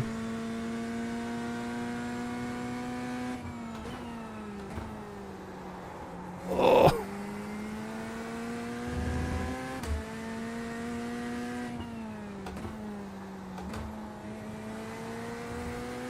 I'm definitely finding the confidence to get the let the rotation do what the rotation does and just roll with it.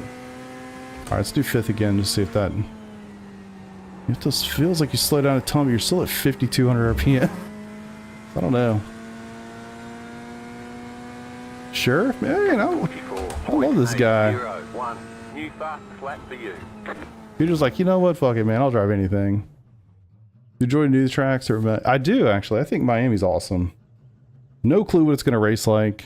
But we're going to find out really early next week, so I'm excited about it. I think it's a beautiful looking track.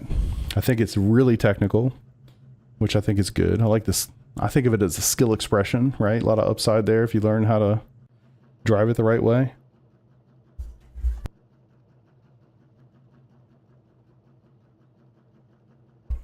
What are we voting about?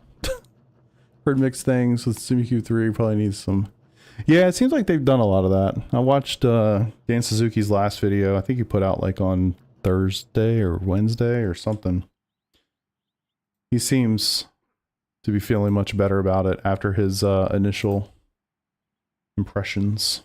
All right, so 6 was it. 5 would have been it had I not destroyed Or no, I don't know, 4 or 5, whatever. So we'll just roll with this fast lap. Let's see. Sound is horrible. We just have to be honest with ourselves, okay? We just have to be honest with ourselves, boys. Can't lie about it. Can't lie about it. Really nice like Miami as well. Definitely need to adapt early and learn everything. To learn anything. Yeah, yeah. You're gonna vote on my next car? No. That's not how this works. This guy is not spinning a wheel for the next 12 weeks of his life. I'll tell you that much right now. You can get past the sound. Yeah, especially if it's like for one endurance race, right? 12 weeks though. Your boy did it for 24 weeks, at least, by the way. All right, let me focus. Sound is horrible. Sound is really horrible. Really scary in first 2 laps. Actually, like really scary. Let's see, left front was 103 by lap 5 on 42-degree track. Don't know what that means. I just feel like it's important to note that. And maybe I'll go back, or I will go back and look at the VOD and see what the others were. What is this? A dictatorship? Goddamn right, it's a dictatorship. The brakes on the vet at the beginning. They really, yeah, that's actually, yeah, yes, 100%. Brakes, scary. First, probably the first 3 laps. But once it came in and I felt confident in the lift off oversteer, it actually drove quite well. I don't know what that says, you know? It's kind of like a maybe once if I just get comfortable and realize like, hey, that lift off oversteer is kind of scary, but it's not going to kill you. My first couple laps might have been a little bit better. I don't hate it. I'll be honest. I definitely don't hate it. I like it a lot. If I was picking right now of these 3 cars in order, it's McLaren, Corvette, Ferrari. That's where I'm at right now. If I'm just saying like we'd have to assign some numbers here. And to be fair, the Ferrari felt better than the Corvette. But I think I would still pick the Corvette over the Ferrari. They were really close. It was really comfortable and all that's great. But I feel like I could get comfortable and I could figure out the Corvette again. The thing that actually genuinely is concerning to me, this was terrifying. Left front being 103, crazy. YouTube's lagging hard for you? Sorry, dude. Wait, what'd you say? Only number we see is 15? Oh, Jesus. I'm an idiot. I'm sorry. My apologies. I had the wrong scene. Content, brother. Yeah. Yeah, so sorry. These are my notes. These are my notes for the vet. My bad.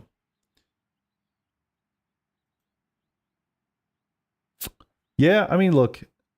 McLaren was easily the best car. Super comfortable, fun to drive. Sounds good. All the positives, you know, spaceship, dash, field of view is incredible. Like, it's great. And Ferrari was a better drive, but I think I could get more comfortable with the vet, and I think that would be fine.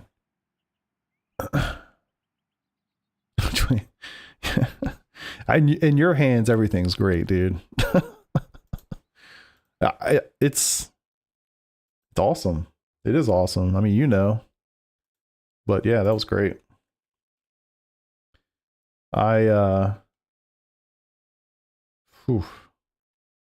It's just so comfortable. So comfortable, so easy to drive. Like, do you feel like there's skill expression there? I mean, obviously you're fast in that, but you're fast in all the things. do you feel like there's skill expression even for like how you drive? You know, like you do well in all the cars. Would you say to yourself, like, this feels like a beginner's car? I don't feel like there's as much room to go and find time that maybe you could find in something else. Does that make sense? How do you feel about it? Even just like a short answer on that would be awesome. 911 GT3R, yes. Check. All right, let's go see if we can melt the tires off this sun gun. Nothing else before Porsche. I'm not sure what that means.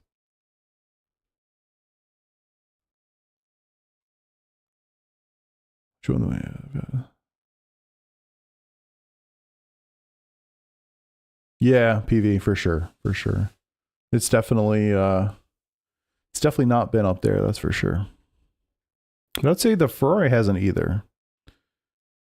They're probably kind of the same. They kind of live somewhere in the mid-pack land. And for the car that's always at the bottom, at least over the last 12 weeks, back to the Porsche. God, I got a lot more setups for this car. It's actually kind of crazy to like load into this, like, oh shit. Clearly our team drives this car because there's 4 billion setups to choose from. That's actually a huge thing. We have not talked about that. That's a big deal. With something like this, since so many guys drive it on our team and they spend so much time working on setups, I could definitely steal some setups for this car throughout the season. That's a huge plus. That's a huge plus. All right. Hundreds of hours in, this is hard to say. It's all muscle memory by now. It requires a bit more brake control. That's true. It's very true. Yeah, I mean, I'd say that's probably true with a lot of those cars, right? I mean, maybe not so much the Porsche. But yeah, the McLaren more so than even like the Corvette and the Ferrari, to be honest, from my experience. But once you get that in, I mean, you could mess with throttle shape a little bit. I mean, I used to turn the TC up a little bit in that car when Peter and I would do an endurance race, just because I spent so much time in the Porsche that I could just hammer it down and go, you know? And then once I got comfortable, I'd kick it back.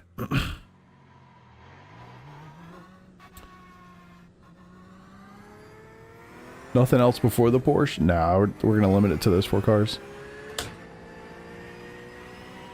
Corvette and Le Mans Ultimate. I don't know how competitive it is, but it's always the car that I drive in LMU. I don't spend enough time in LMU to have an opinion, honestly. But that's the one I always try.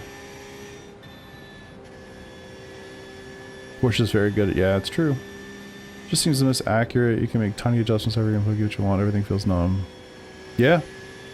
It feels so unbelievably planted to me. Like you can just let it rip in there and it's there.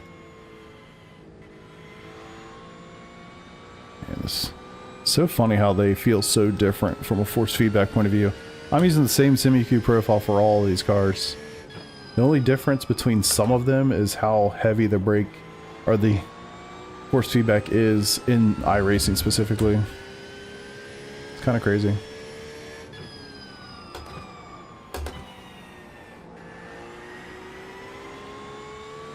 This has always been the GT3 I found the most satisfaction in driving. There's just something about the feedback it gives. Not to say that it's like, oh, that makes it good or better than others necessarily, like from a pace point of view, but you really kind of feel like this, you know what this thing's doing until it decides it's time for you to die.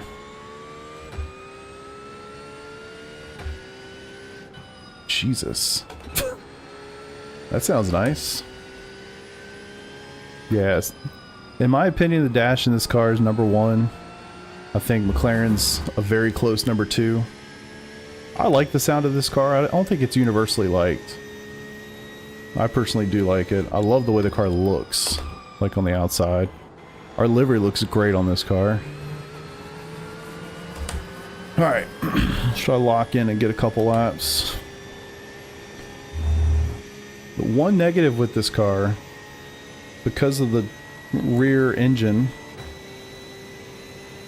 it can try to kill you in places that other cars don't even think about. So Puhan, at Spa is a phenomenal example. Some of those corners, those fast sweeping corners, I'll show you. I think it's the second to last. Yeah, the penultimate corner here is also one of those corners historically.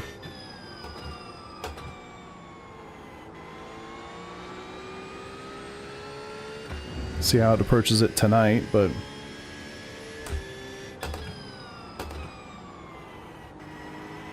actually I have a cheater set up for Watkins.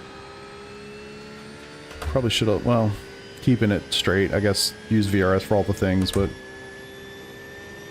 we do have a really good Watkins setup somewhere on that Garage 61.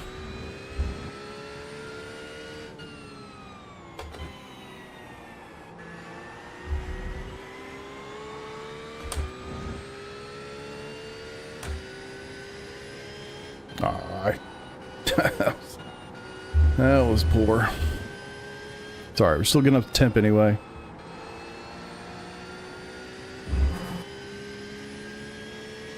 Actually, Trey, that's funny you say that. I kind of feel the same way. When I drove the Aston here, Peter and I did the, was it the 3-hour endurance the other week?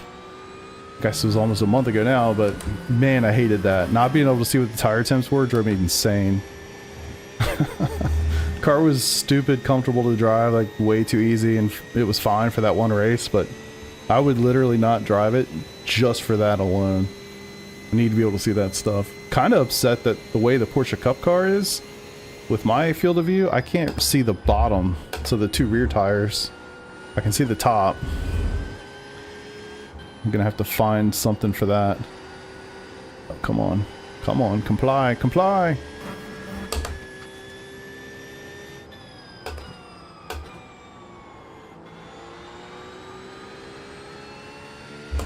Whew, let's get it. So I'll read those longer ones here in a second. Harder to do in the middle of a race or a lap.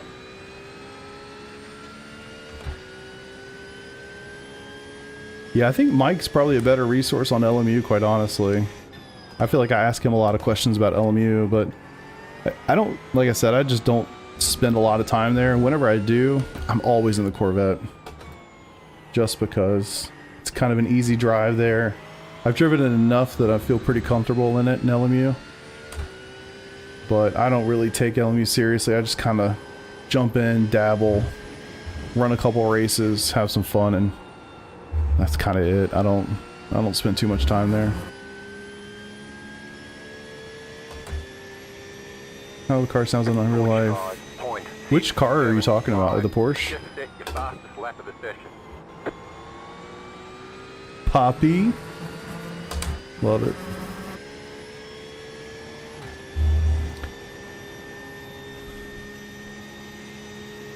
That felt like a cheat code. Let me go to the numberings. Yeah, it was just too boring. Like, it literally could put you to sleep. Yeah, the Porsche. Yeah, I don't know. To me, this feels good. This feels like it sounds like it does from the stuff I've heard, but again, I don't drive these things. I drive them. I drive fake cars for real, as we've discussed tonight.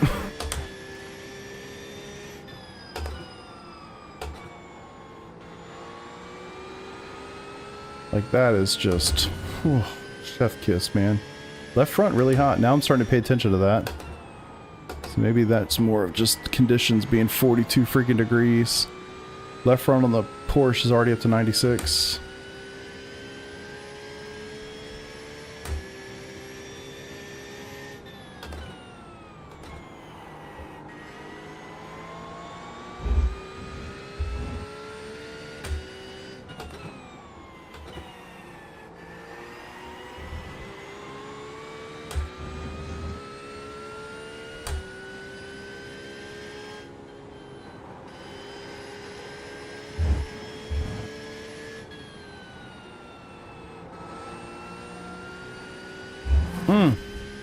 It's like putting on an old shoe, man.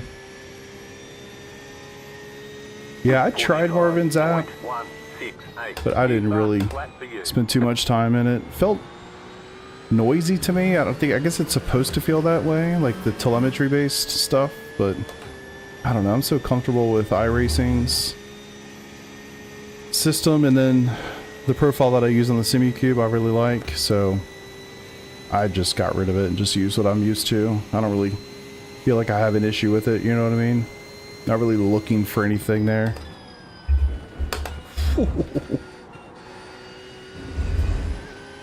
That's unfortunate, lost some time. Losing more time. Kind of like having that little sector time thing there. Come on. Comply.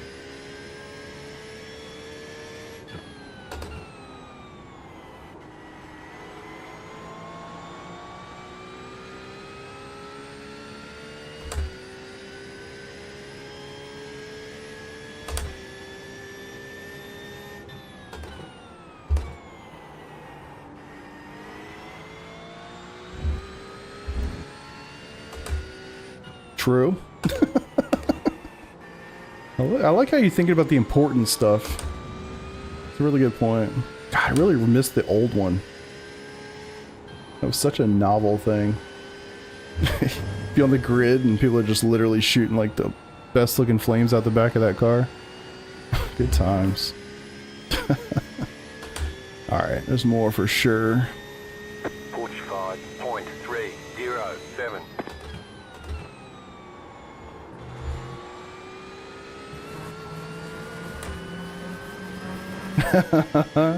Good for a few tenths. True. Scares everybody off, that's for sure.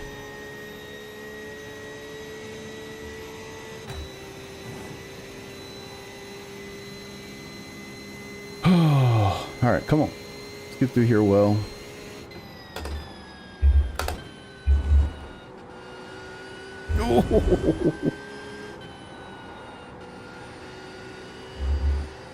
Well, I'm sure we got some new folks in here now. I see some new names, so that's always fun. Appreciate you guys being here. If you've never seen me before, my name is Chris. Stream iRacing pretty much exclusively. I do some LMU stuff too, but not a whole lot. Lots of league races, official races, endurance races, special events. Pretty much all the things. If it's a thing in iRacing, I do it. At least in the sports car world. This season I'm going to be doing IMSA in Porsche Cup. Just put out a video yesterday talking about Season 1 plans for 2026. So if that's of any interest to you, definitely take a gander. If not, no worries, it's all good. We like to kind of joke around here that the cars are fake, but the racing's real. Talk some shit, shoot the shit, and have a good old time. So if any of that sounds fun to you, that's what we do here.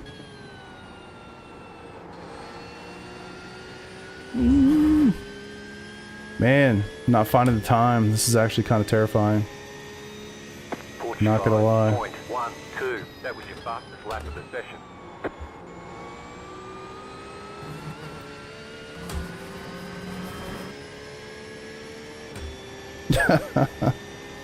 Yeah, it's kind of insane how long the old car lasted. Same with the Ford GT, you know. It's actually crazy if you think about how much the GT3 class has turned over in the last 2 years. Think about how many cars have been added to that class or got replaced. Jesus, I'm pushing so hard trying to find a 44.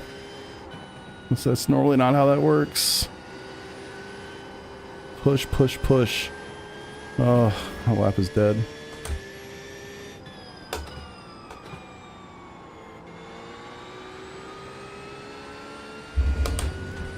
Left front's at 102 there for I saw.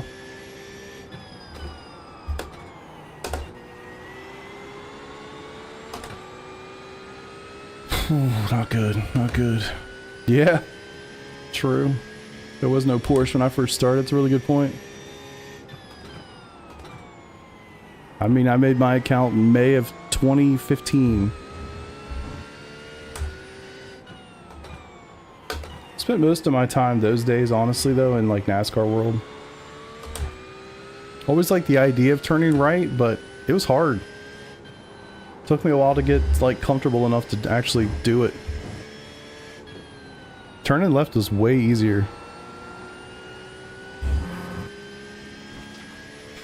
This is a cheater lap. 44.802. Can't count that. Fastest lap of the session. Well, that's because I cheated. At least twice. Let's try to get it legit.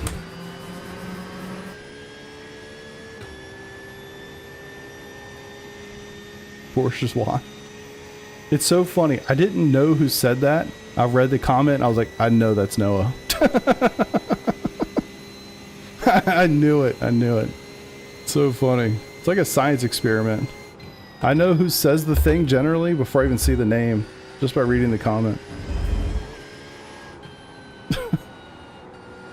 Alright, come on, stay there this time. Way better. Look at that.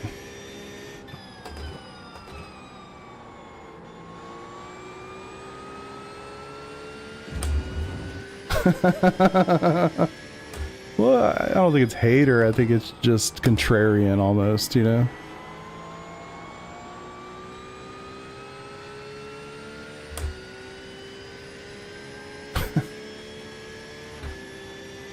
Uh-oh, Steve. Sorry, dude. Hold on, I'm gonna get you your lap time. It'll make you feel more comfortable. It's coming. This is a good one. If I can finish it. Come on, climb. Prove Steve right.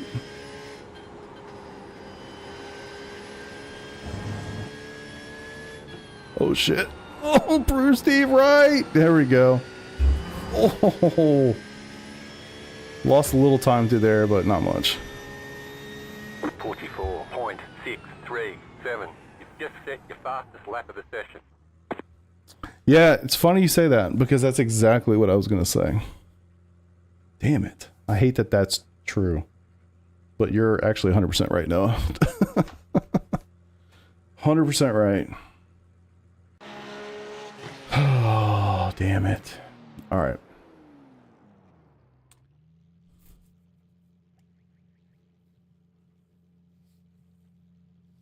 Yeah, I'm pretty good at being pretty fair. I like to think I am. I guess that's totally subjective, and I gave an opinion about how I'm fair. I guess that's not really a good way to do it. All right, lap 7, 44.6.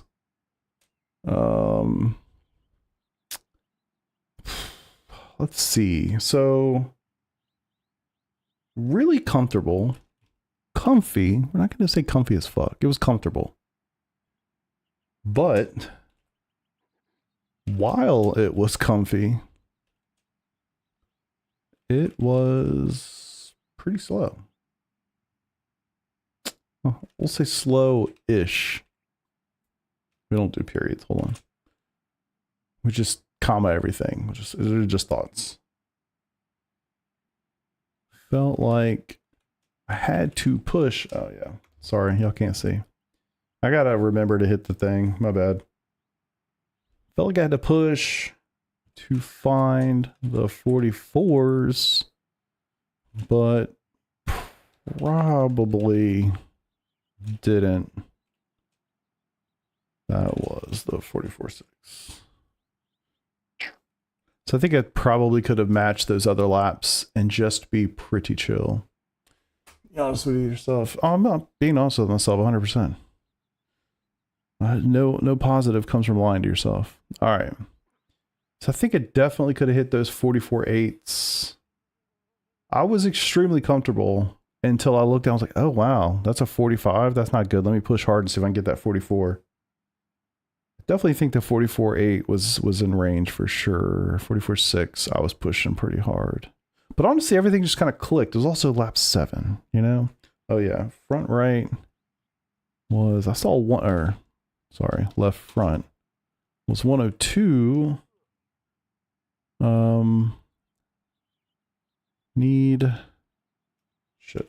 Monkeys. Need to go check other cars. I didn't even notice that until the Corvette. So my guess is all of them were like that because this track's so damn hot. So look at that.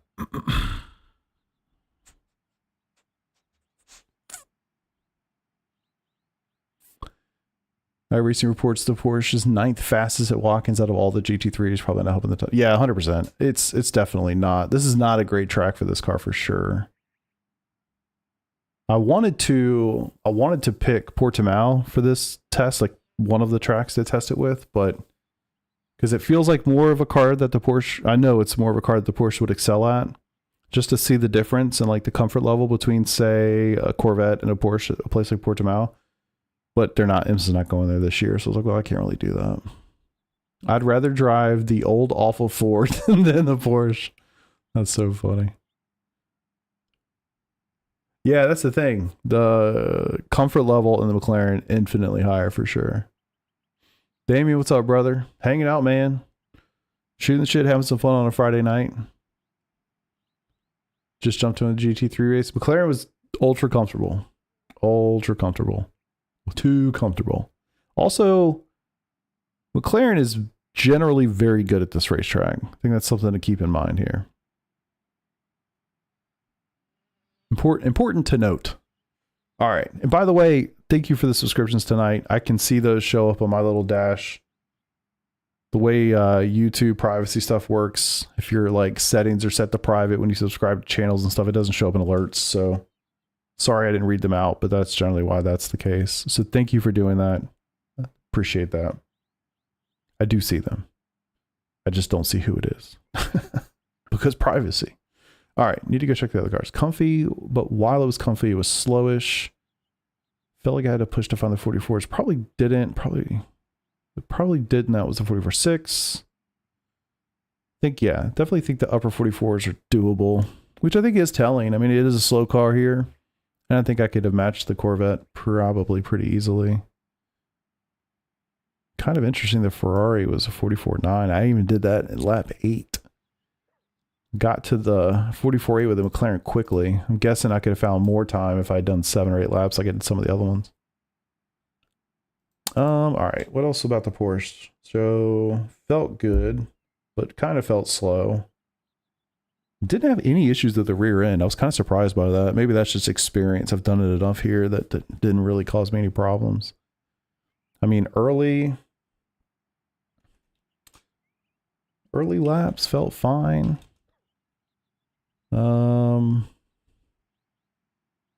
What else? So I got to do this immediately or I'm going to like forget what the hell I just did. I have like goldfish brain. Early laps felt fine.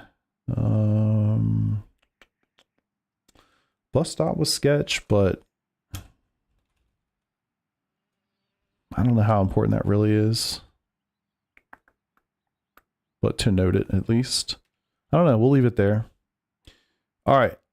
Should I go back and start with the Ferrari, or should I reverse snake this thing and go Corvette or Porsche to Monza? I think I'll just do this. All right.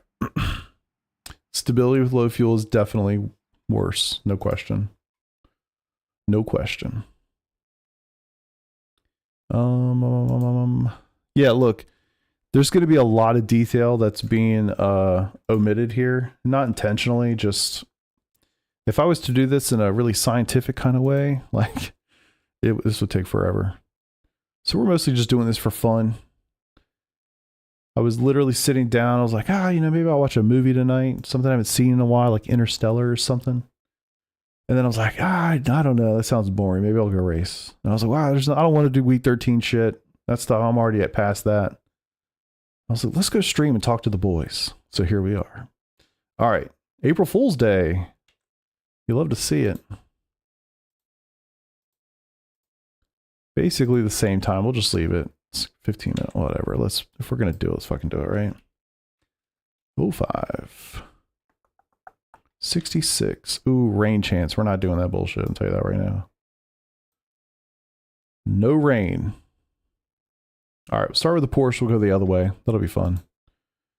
And maybe the Ferrari and the McLaren will benefit from me been driving for the last 2 hours straight. Always feel like it's unfair to the first car you get in because it's like, well, this is the first laps I've driven today. You know what I mean? You need to like get them up. Q15 to P10. Nice, dude. Oh. Stable but slow. I don't think it was slow. Again, I think a 44.8, 44.9, pretty comfortable right there. without pushing too hard.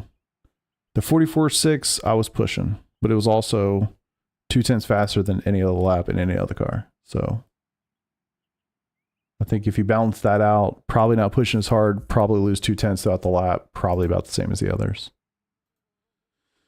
All right. Ooh, do I have a Monza set up? That might throw this all off. Okay, yeah, they went season 4. Okay, good to know. Good to know. Good to know. That's actually a big deal. So, looks like it was October. We'll go for there. Yeah, we're going to reverse it. I think that's a good idea. I mean, I came up with it, so of course I did. All right, I'm going to hit a quick bio, and then we'll go through these cars in reverse order. Get after us. Give me like 2 seconds. I'll be right back.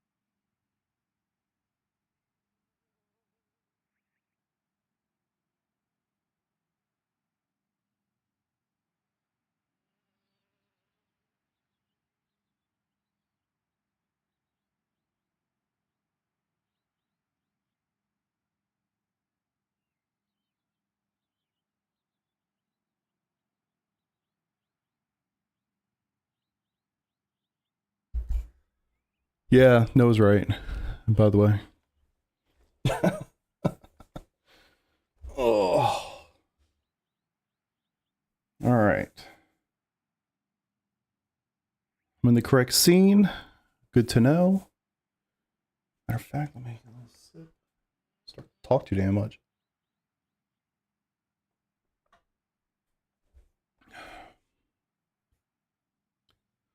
Does GT3 have fixed quali set or just the race setup? That's a really good question. I don't remember. I feel like it's different per track. Isn't that true? Official setups. So there's Daytona, but there's no quali.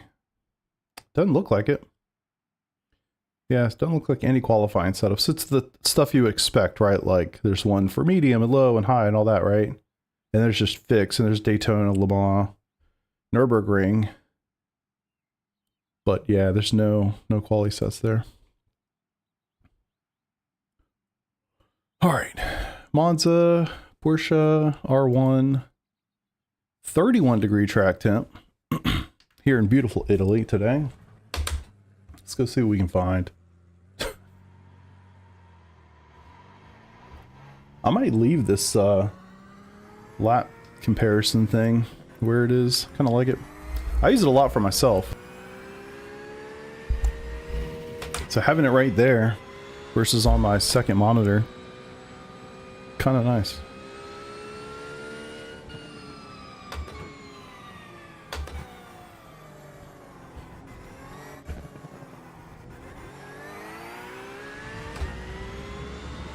All right, tires should warm up pretty quick here, you would think, right? Pretty hot track. Pretty fast track.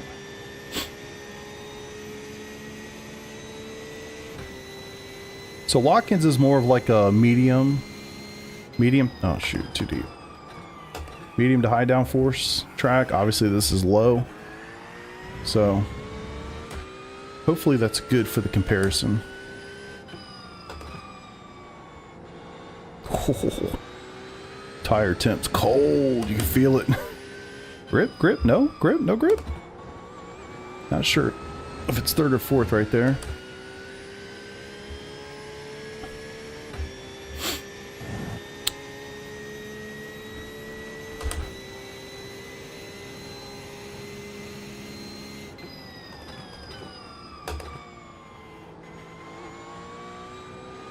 Oh, don't hit those.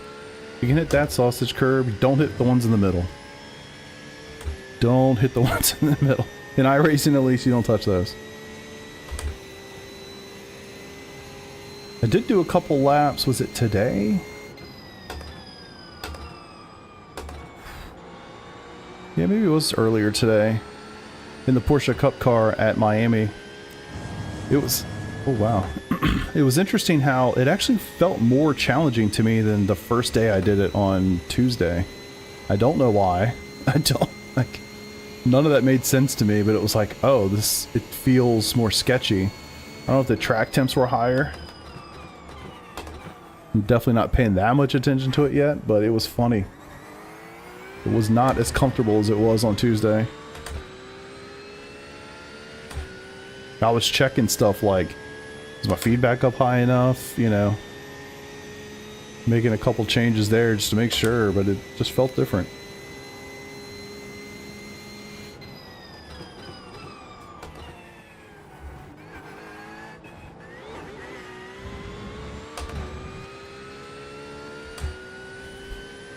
I'm sorry, what? I probably shouldn't look at chat when I'm trying to do the 3 corners that exist on this racetrack, but like, what?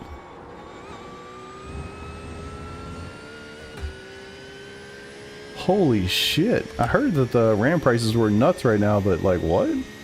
Glad I don't need a new computer. Good grief.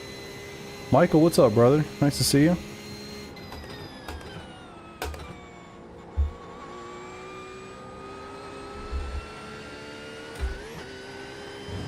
Something tells me McLaren's gonna be stellar through here too.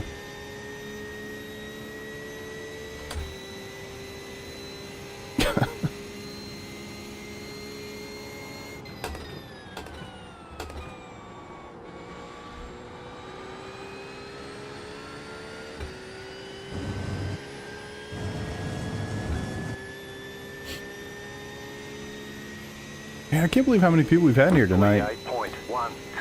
Definitely higher than normal. Something about Friday nights. People are chilling, you just want to sit back and watch some sim racing. I appreciate that.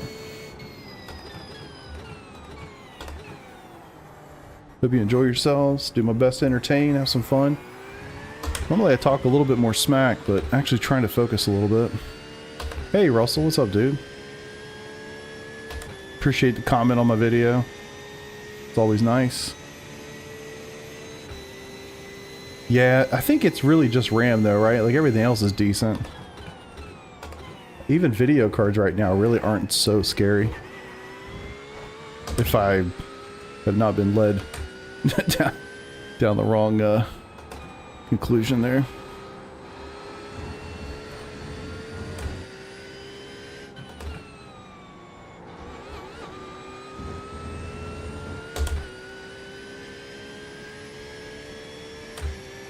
Yeah, definitely a tough time to be doing that. Damn. Feel for you, dude. What? I don't think I've ever put more than 32 on a machine before. Gaming, development, like... I've never had to run a bunch of VMs or anything either, but... That's aggressive.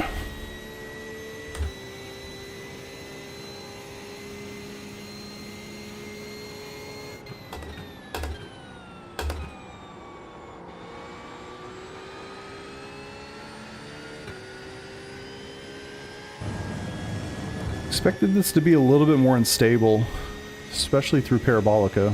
47.066. That was your fastest lap of the session. Hey, what's up? What's up, Dad Face? I actually love that, by the way.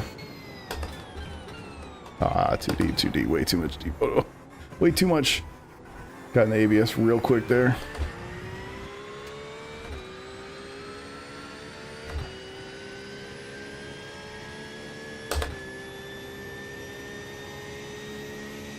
Yeah, that's a good point. I bet you're happy to have it now. Don't need to worry about RAM for a while.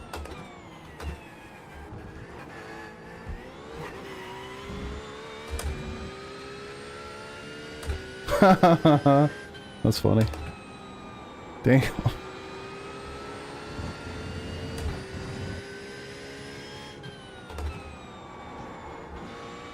Maybe a little too aggressive right there. Probably could have actually been gaining time right now if I was smoother through that last corner.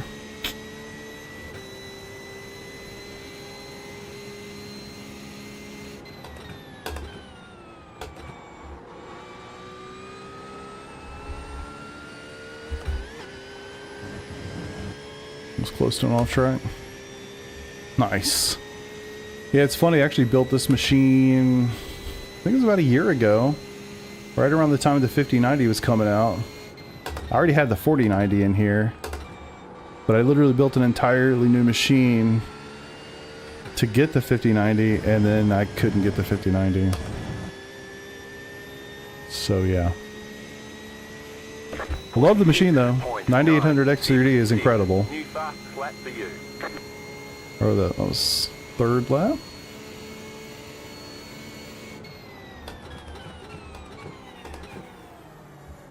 Better. Didn't slide through it. It's good to know. Even if the lap time's the same, it's still significantly better for your tires not to do the thing. Yeah. Mike with the assist. Attaboy. LT, what's up, brother?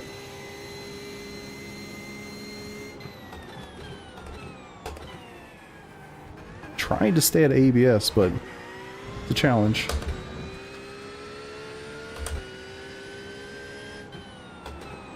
Oh, come on. Man. Try too hard.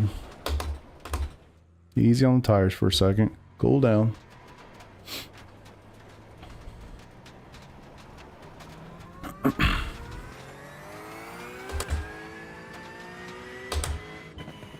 What? I think you're projecting a little bit, Noah. I'm never not honest. There is no reason for me to sit here and lie to you, me, or anybody else. 140 FPS is crazy. Session still awesome. Yeah, honestly too, I turn a lot of stuff down.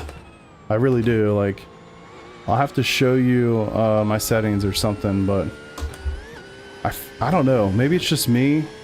But in iRacing, I don't really feel like I notice a huge difference when you got all those things turned on. So I turn a lot of stuff down to get as good of an FPS as I possibly can. Alright. See if I can get a more.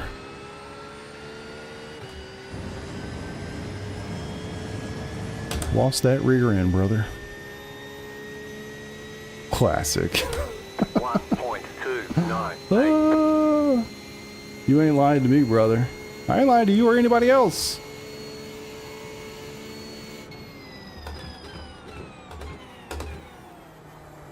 I think you just have in your head it can't be the Porsche for some reason. I'm not sure why.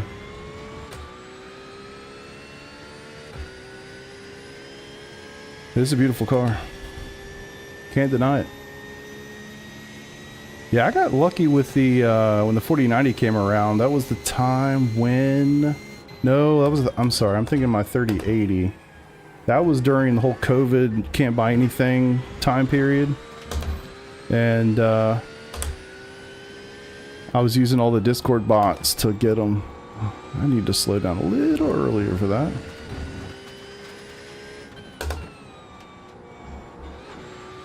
So I got the 3080, I think it's from Best Buy, through a Discord bot, for retail. I would, yeah.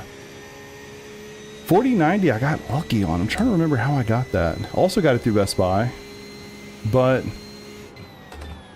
it wasn't through a bot. I think I literally just got lucky randomly one day checking it and they had stock.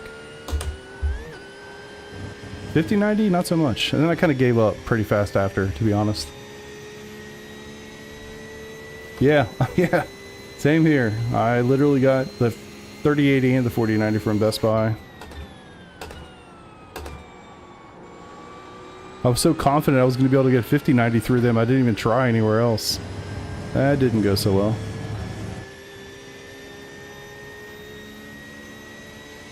.21. 3070 Ti till it dies on you Friday. Yeah, exactly. Seems to be working for you quite well, if I do say so myself.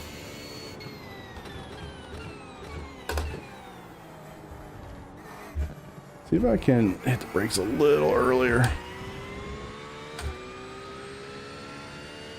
I do think it's fascinating too. Kind of actually saw this with Watkins, right? So every car I got in, I went a little bit faster, inevitably. This one I think would have been about the same as the others. But I was slowest in the Ferrari. I wonder if I'll be fastest in the Ferrari here because I've had, whatever, 20 laps of practice in the other cars first, you know? A little earlier. Exits, had a boy, look at you. I was like, I know what you're doing.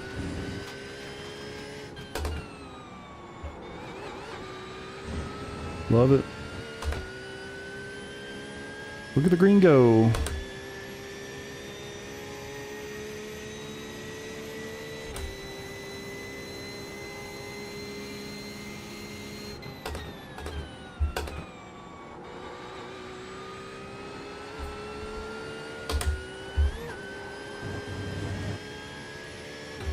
Kind of started that whole section there poorly. Entry was a little deep.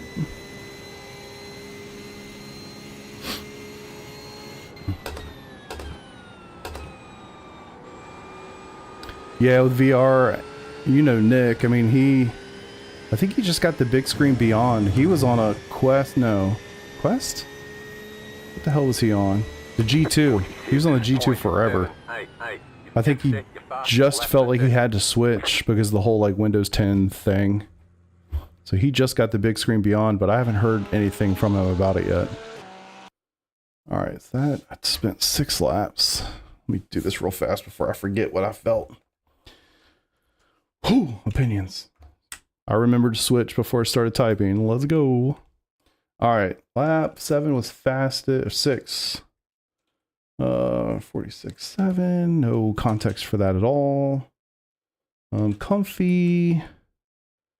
Let's see, definitely comfortable. Parabolica wasn't a concern. I actually was kind of expecting that. It would definitely be scary with low fuel, no question about that. Brakes didn't feel good into turn 1 for sure. Where the hell? Where's my map? It's like flipped upside down. Definitely got too much ABS, but you know, it's me pushing. 4 and 5 was fine. Curb, strike at turn 5 was too aggressive. Lost time. 6 and 7 were fine. Ascari is fine. Parabolic is fine. Honestly, fine. What else to say about it? Definitely felt comfortable. Had a spin, but you know, whatever. It's not a big deal. Not a lot of consistency in the laps. 46.9 in the 3rd lap. Really, it's unfortunate I didn't get to see the 4th lap as an actual lap because I spun there. Would have been nice to see what that lap time would have been. Not sure why the 47.2 was a 47.2 instead of like a 46.9 or something like that. Just yapping too much. I don't really remember what the hell happened in that lap, to be honest with you. All right, comfy. Brakes didn't feel good into turn 1. Too much ABS. That's just a adjustment to be made. Curve strike was too aggressive. I mean, what more can you do about that? It's probably going to be true everywhere. I don't know. It's comfy. It's predictable. I don't have a whole lot more to say, honestly. What am I missing?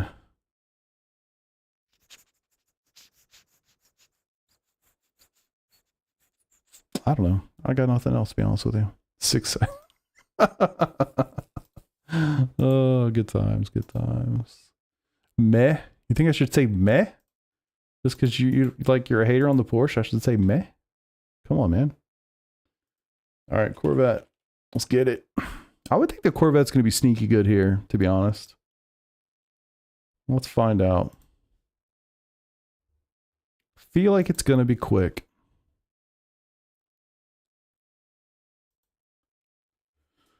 All right.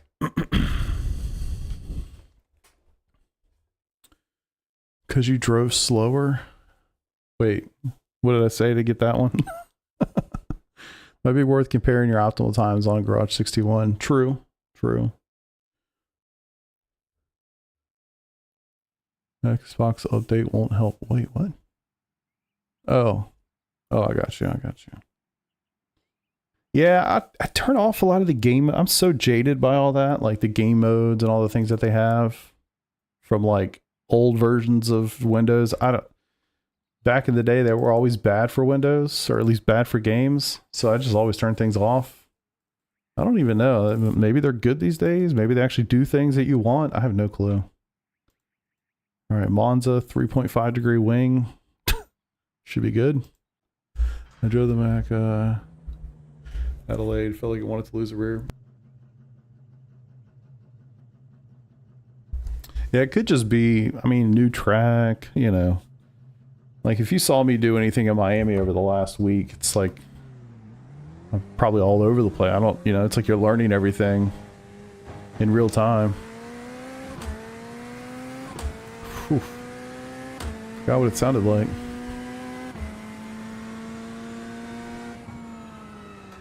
I wish T-Huggy was in here.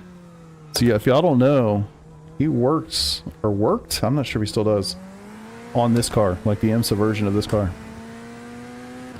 2080, 5070 Ti, kept crashing. Oh, okay, nice, man. That's got to be the best day ever. You know what I mean? Switch out my cables, boom, everything works.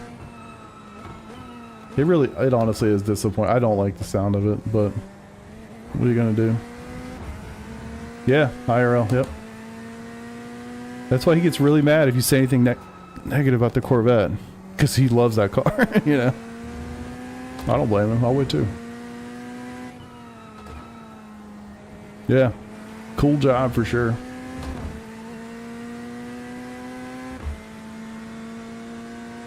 Alright, let's get this thing warmed up. Tire pressure's up. See how she feels.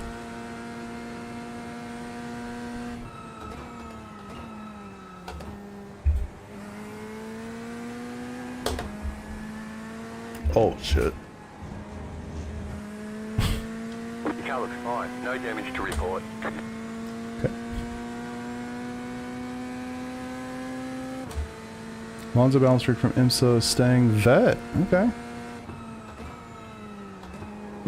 Holy fuck. Lift off oversteer. Nice. C8Z.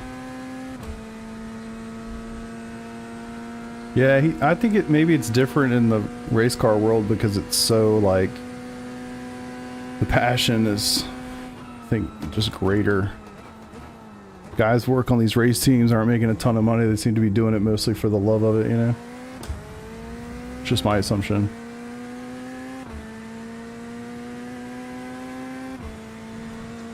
Yeah, I've definitely experienced that with the McLaren. I was telling Trey, like, a lot of times when I would drive it after driving something else most of the time, Peter and I would say we would drive the McLaren for Sebring every time. And every time we did, it was like, I had to remember, don't just smash your foot on the gas on exit like you could do in a Porsche or whatever. Jesus. Come on. Come to me.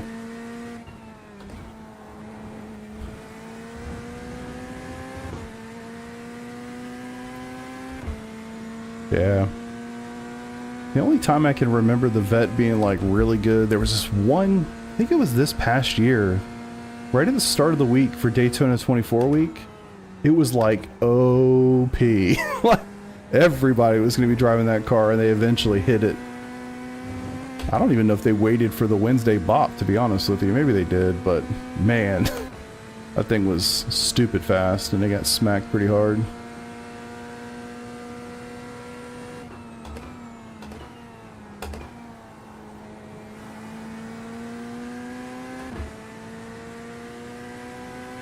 But other than that, I just don't remember the car being OP. We talk about that a lot. It's like every other GT3 seems to have gone through this cycle where it comes out, it's OP for a season, you know? But the Mustang and the Corvette did not get that experience until this season when the Mustang was OP. Nice brakes.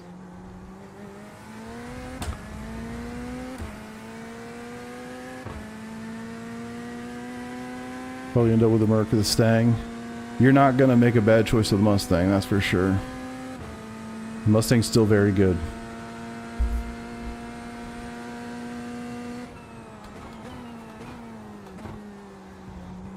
Good braking performance. Didn't feel like I was in ABS much at all. That's cool, man.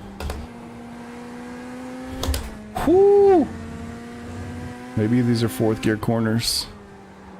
God! For fuck's sake. Oh, don't hit the thing. Damn it. New car. New car, please.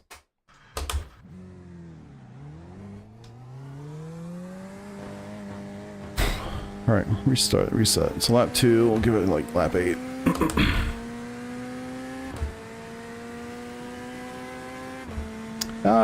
Russell, honestly, the unfortunate truth is you really kind of need to try a couple of the big ones and then find the one that matches your style.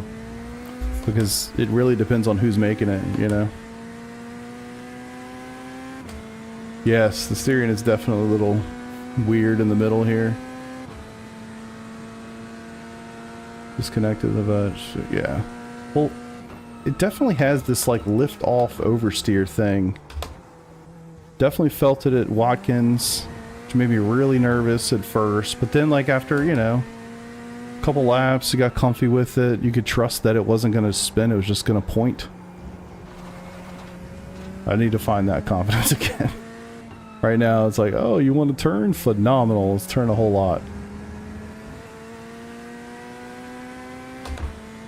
Let's build it back up. I mean, it's funny, you know, so we do all this and we're looking at lap times and talking about comfort, etc, etc, etc. Truth be told, it's not gonna matter. It's not gonna matter. Like, your happiness, you know, your finishing positions are gonna come so much more from your racecraft than this raw pace. Your ability to dodge incidents, keep your nose clean. I can't tell you how many, fucking A. Can't tell you how many times I've beaten people and I'm significantly slower than it. It actually happens all the time. Like probably literally every race. Just stay out of shit. Do your best job to stay out of the mess. Honestly, that's literally it. Good racecraft, great self-awareness. Eventually you do this stuff long enough, you almost build up this sixth sense, like you can see shit coming. You know where to put the car, you know where to be, you know how to anticipate, like, that's everything. Comfort and consistency, yeah, 100%, 100%. Pace is certainly important, but like, even in league races with the cleanest people ever, like shit happens, chaos always happens. You know. Over the course of a 12-week season, way more about that stuff than anything else. Yeah, it definitely loves to turn more than you think it should, and it scares the hell out of you. I've driven about 7 laps in the Ferrari this season. This season? This not season? I don't know. Super fun. Felt like the Ferrari. Felt like the same car I remember from 3 years ago. Yeah. It's funny how experience is quite relevant. I mean, and that, hell, even in this car, I drove the 2 seasons of it in a row. It was like, I just felt so comfortable. I did really well in those 2 seasons of PRL that I drove this car. A very competitive league. A car that objectively was not great, but hundreds of hours of time definitely shows up. 48.252. That was your fastest lap of the session. Yeah, we're gonna give it to at least like lap 8. Still not up to tire pressures yet.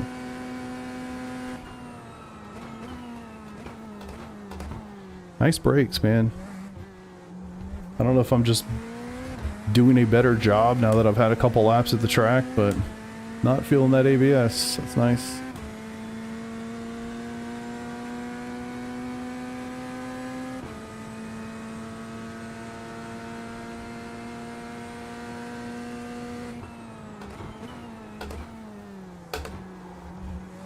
I actually got a little too confident in the brakes there. I was like, I can brake a little easier. No, just brake.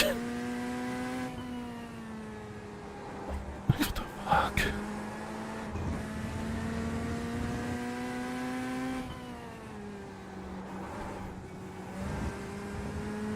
Not sure why it's so loose. This could just be a setup difference between a 31-degree track and whatever it was when they were making the setup for this last season. Probably 20 degrees, to be honest.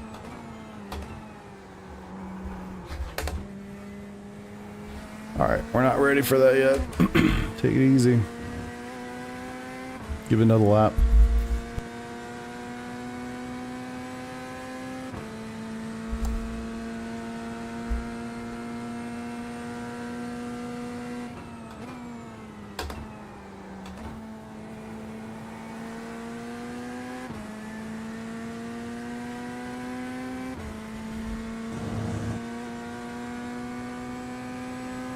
I really love the old Ferrari. I don't even remember what it was called. Was it the 288? I don't remember. The old one.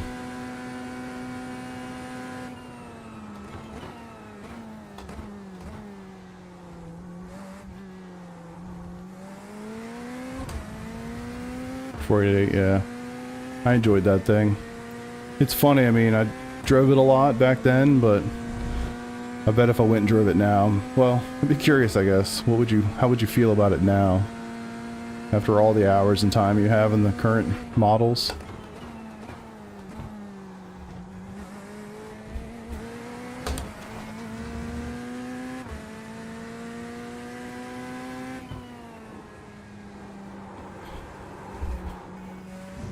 Why can't I get on the throttle?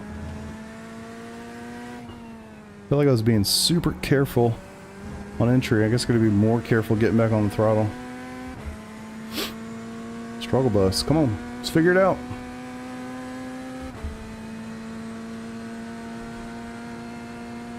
Yeah.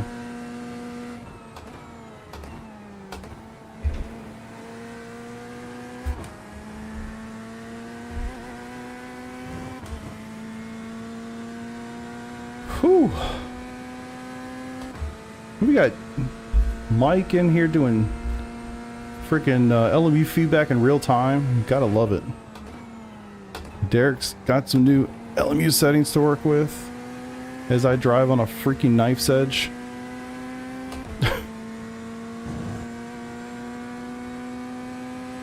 I just remember loving what the Corvette GTE sounded like when they first brought the C8 into iRacing.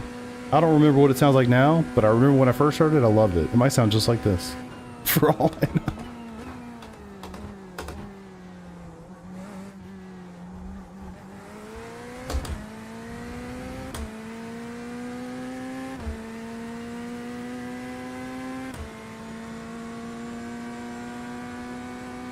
Alright, have a good lap. Tires should be good.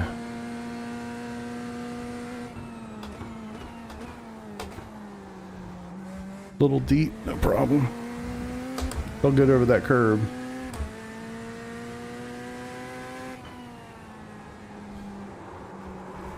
Brother, I don't I don't really understand, honestly. I'm not sure what the hell I'm missing here.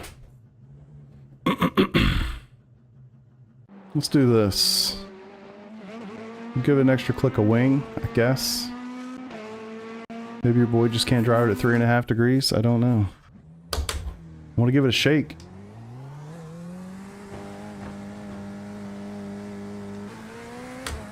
Sounds like bliss. Nice. That's what I feel like from memory, but it's been a long time since I've gotten in a GT3 or GTE, excuse me. So the brake should be even better with that extra wing change.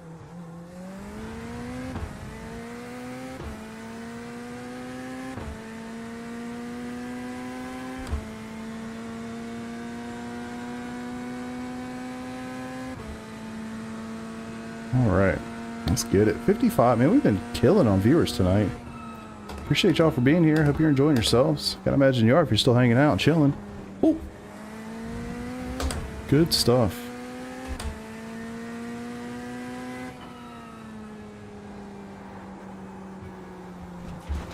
Not a vet thing. Cold tires.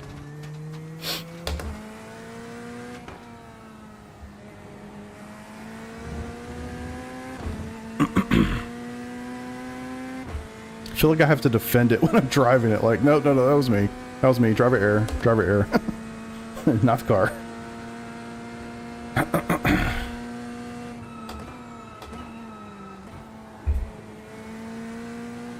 I guess I am trying to push a little bit to get these tires up quicker.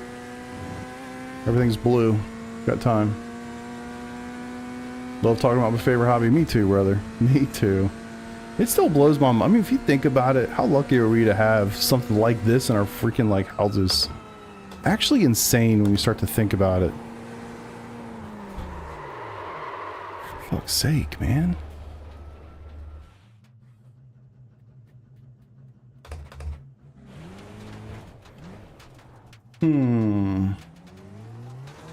That gravel should be fun later. For real. Can you imagine? I mean, people say that all the time. I'm like, yeah, you know, this is my rig, and they do the math, and they're like, you could have bought a Miata. I was like, yeah, and never driven it ever. Like, do you know what tires cost? Do you know what fuel costs? Do you know what transportation costs? We're not even talking about a trailer. I mean, like, holy shit. Sure, I could have bought a Miata. I could have sat in my garage. And then the one time something happens to it, the most mechanically uninclined person in the world Googling like a son of a bitch trying to figure it out. Like, dude. Or, here's an idea. You just go down in the basement, rip a GT3 at Spa. You know, when I inevitably kill the car, just hit the button, get a new one. 2 minutes later, I'm at the Nürburgring. You know, yeah. Yeah, entry fees, yeah. I was like, brother, I was too scared to take my Corvette to freaking VIR for a track day. Because I was scared I was going to somehow, I mean, not like hit anything. But like, you know, rip it too hard around a corner and your tire comes off the rim, or like literally anything. A hose bursts over the stress, like anything. I don't want to deal with that bullshit. No thank you. No thank you. I mean, trust me, I'd love to get behind the wheel of an actual car. But I don't see that happening ever.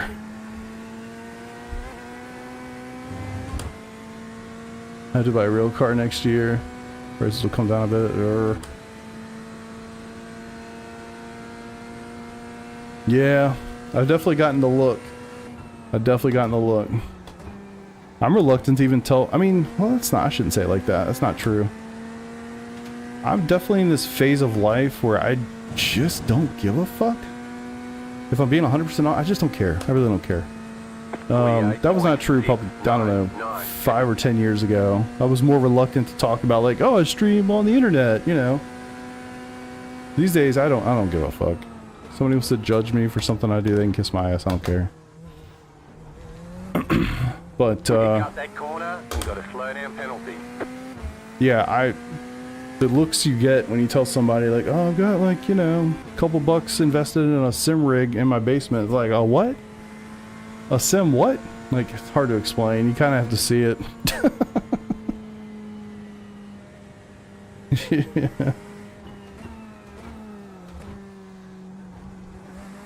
Yeah. It's always fun though. I mean, I'm sure you guys do the same thing, but nothing I like more than putting a civilian in this thing and saying, hey, you know, go for it.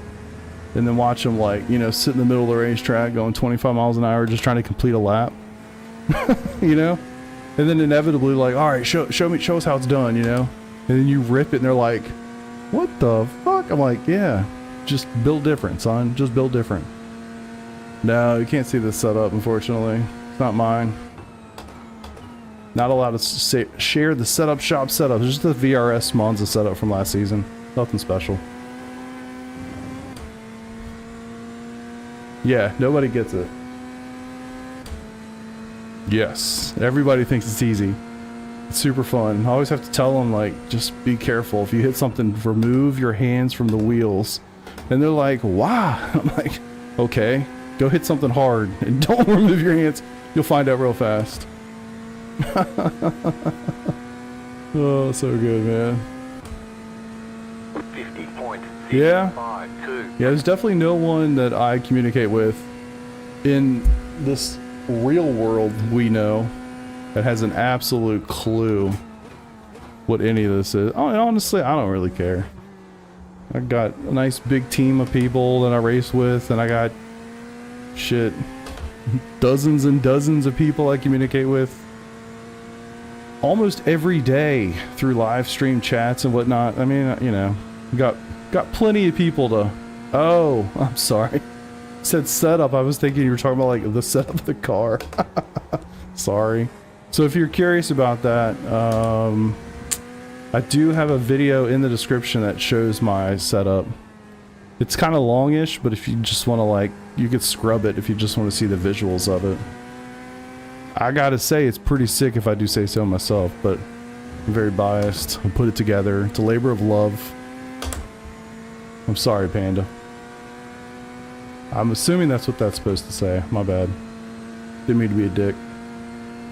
Alright, come on, let's find some time in this car. The one click wing has got to help keep me stable. We switched. No, I'm still ripping. I haven't gotten... I don't feel like I've had a representative time in this car yet. I keep struggling. I've spun twice. I think it's mostly wing. And honestly, that happens to me here. I'll use like a VRS or a HIMO set. And I'm like, how the f are they using whatever wing? No way. No way. I'll have a league race or something, and I'll just click it up an extra click just for safety. Because it's like, cool, it might be faster with the 3-wing versus the 4-wing, but if I don't finish the race, who cares? You know? So I do that a lot. Especially here. This is a good example of a place where I'll do that. Same with Spa. Safety is paramount. Cable management? What's that? Actually, I feel like my cable management's pretty decent. You can look in that video and see it. It's not bad. I got cables going through the wall because my computer's in the room next door. So I feel like I did a decent job with it. You can't see them really from where I'm sitting, but they're a little messy back there. Alright, focus here. Come on. That is just knife edge shit right there. I don't know why it's that knifey, but it is. Stand fourth. Oh, good. Those two are terrible. I don't know why. It's got to be the setup. You get to mid-corner, it's already loose because of the lift-off oversteer.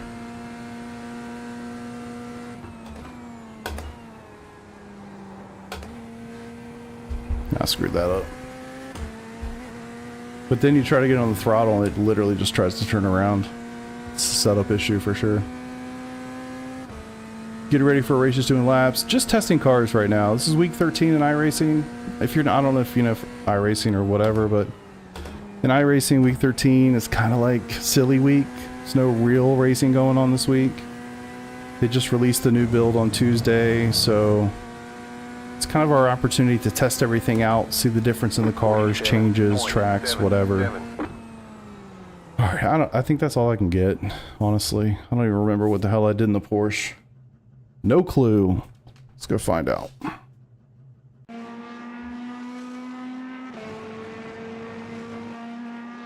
laps.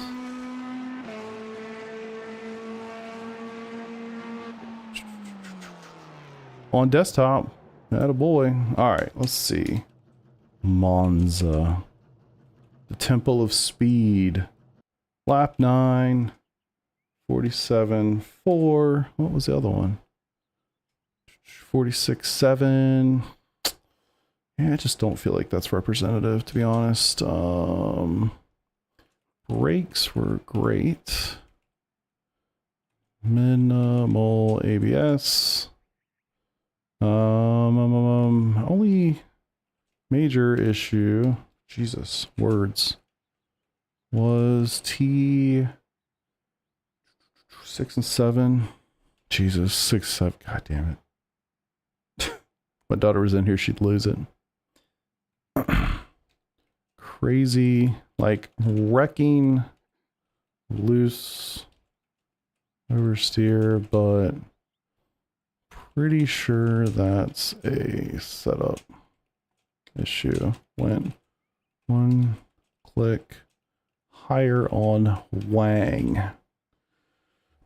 What else is there to say about that car? I definitely spun in other places, but I mean, I can't hold that too hard against it. I think a lot of that was like cold tires. I was probably focusing too much on chatting, not enough on getting them warmed up, so don't hold that against it. God, the brakes were incredible though. I'll be very honest. Like going into turn 1, heavy braking, and again, I don't know if it was the car, the setup, the fact that I just run like a couple, I almost did it again, a couple laps in the Porsche at Monza to kind of like, you know, get back up to speed at Monza. I don't know what it was, but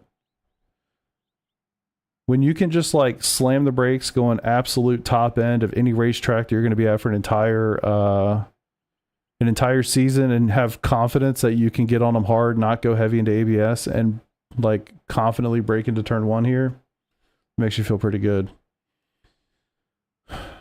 Minimal ABS, only major issues. Braking loose oversteer. Pretty sure it's a setup issue. One click car on Wang.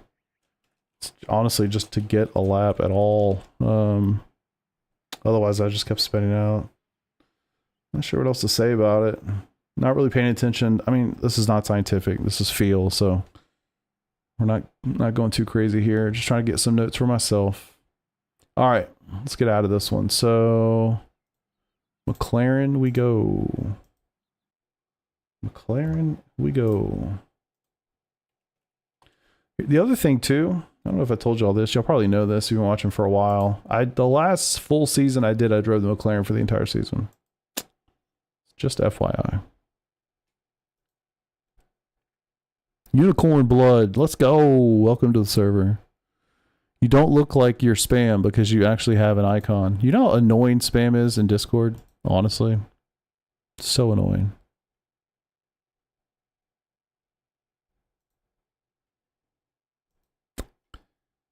All right. Now it's time for a real GT3. But I'm a real boy. Oh man, what time is it? Holy shit, it's almost 11 o'clock. I need to get going. Let's go. Let's go. VRS. Wow, we got a lot of setups for this car. Good to know. Autodromo Nazionale Monza de yeah. R1. 6.5 degrees on the Wang. Decision point. Honestly, yeah, I mean, yeah. Oh. Later, Bamba Dan. Have fun, dude. Wonder if I saw 5 meters. Good grief. That's crazy. Enjoy, brother. 6, 7. God, I hate that shit so much. It's not even funny. My daughter drives me nuts with that. 14-year-old girls, man, that's what they do. Walk around the house, throwing their hands up in there. 6, 7. She's like, shut up. Jesus. See how comfy this car is around here. God, God, it's amazing to go back to this dash and this view.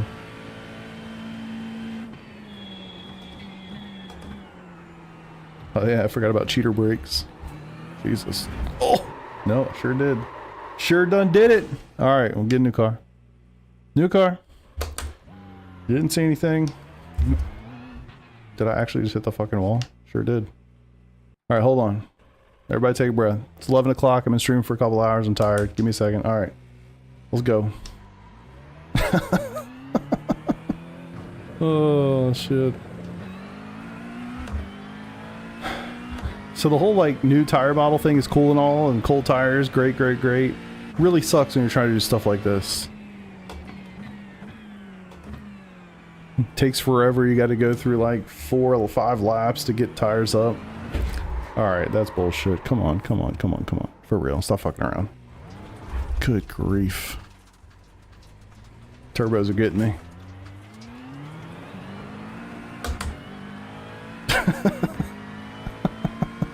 Jesus!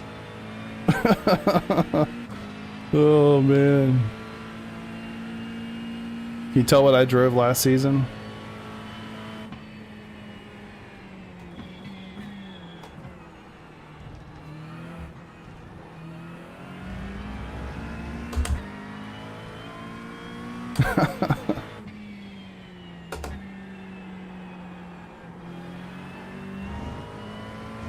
All right, tires.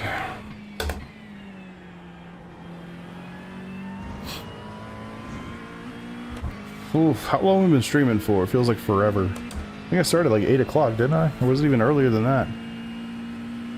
Sheesh.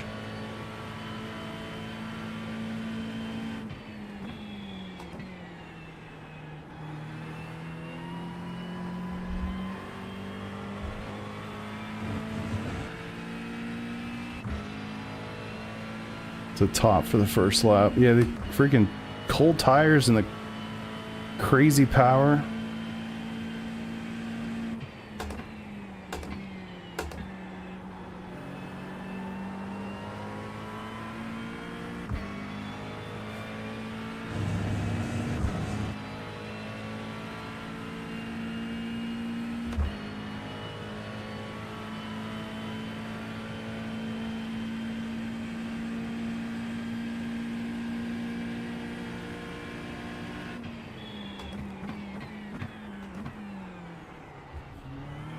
God, the brakes. Brakes are crazy.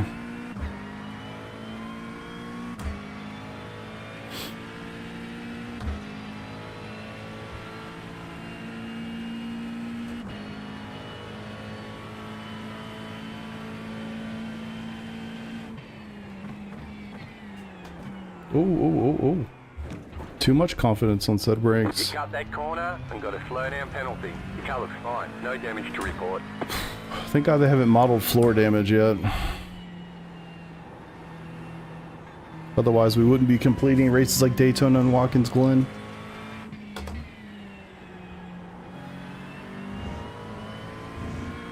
Jesus. I'm kind of glad iRacing doesn't keep, like, Steam keeps track of how long you've been in, you know, a particular game. Kind of glad iRacing doesn't do that. I'd be terrified to know how much time I've spent here. I cannot fathom how many hours. All fun, but whew, a lot of time.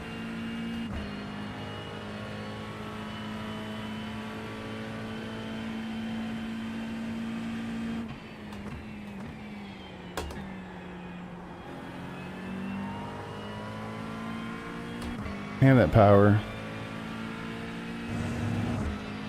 Map is on 1. Isn't 1 like the least aggressive? 51.029. Jesus. Is that right? Maybe it's different per car? Throttle map?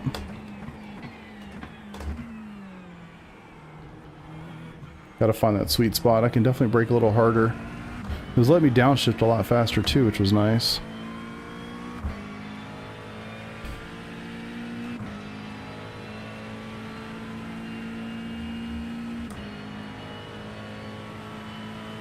I feel like in iRacing's the opposite.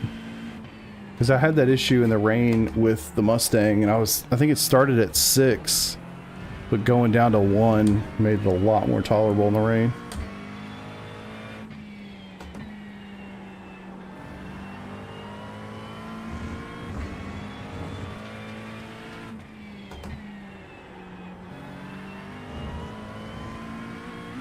Yeah, true. That's why I was wondering, like, this one's set to 1. I can't imagine it's the weakest throttle map. Or, I guess, least aggressive is the way to say that.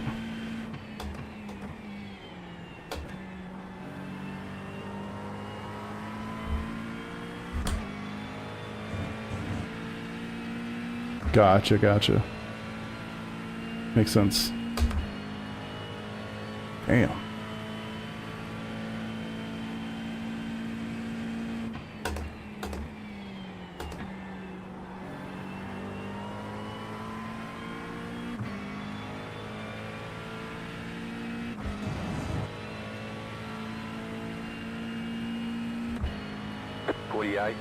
.463. New fast flat for you. I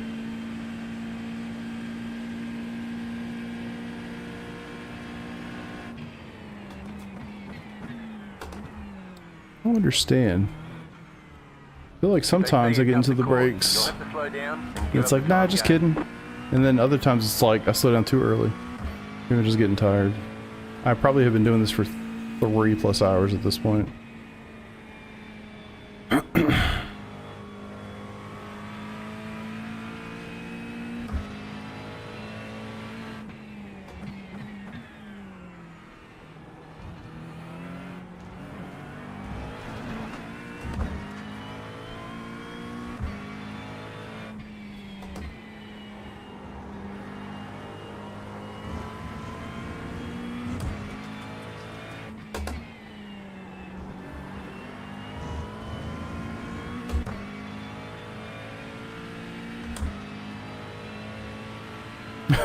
I'm getting quite tired. I'm actually slightly nauseated, to be honest.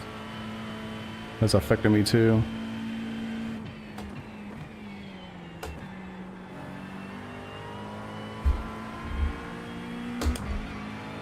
Oops, stay on. There we go. Not that it matters. It's not a lap anyway, but...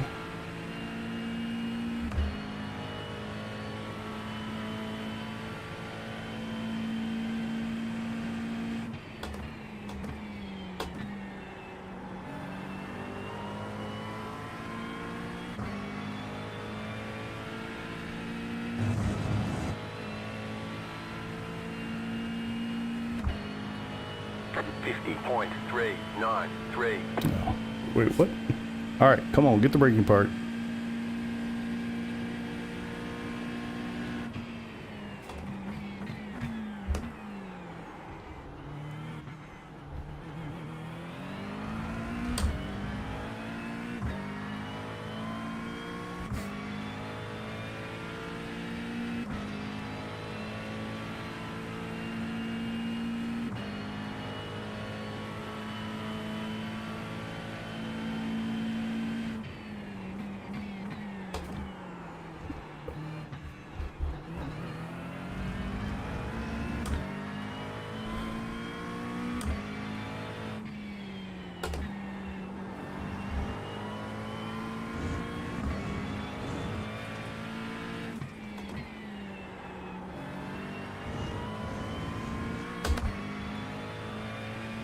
Later, Russell.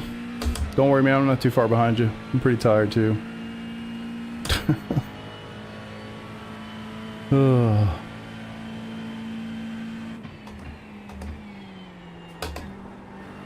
a little confused by the braking. It feels inconsistent. I'm sure it's just me, but... touch confused.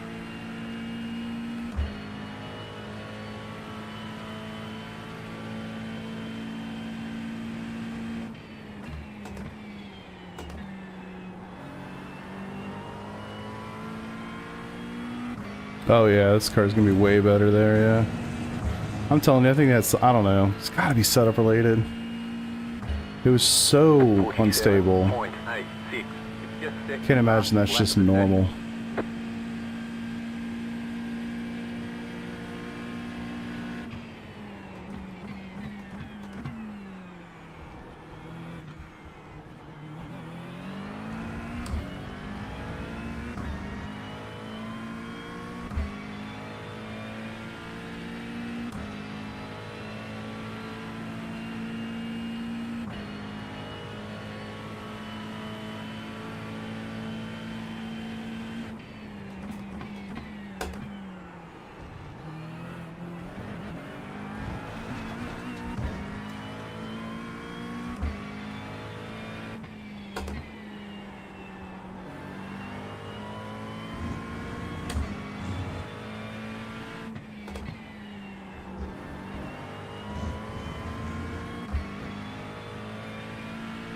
Ooh.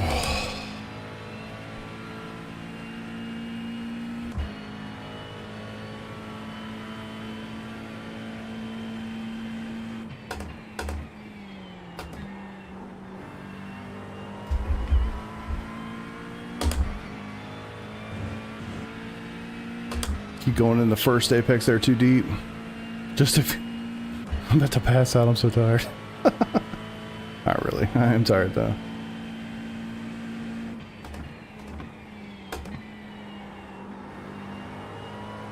Come on, stay.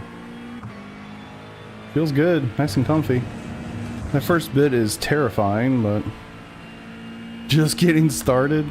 I wish. 47.254. Really? That was your fastest lap of the session. Kind of surprised by that, to be honest. All great with the McLaren. The X can feel perfectly fast and get about. Gotta let us. Yeah, I feel like everybody says that, though, right?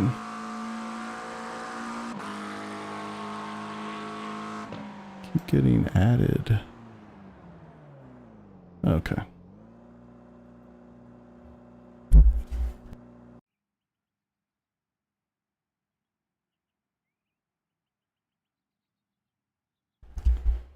All right. Let's see here. Monza. 5.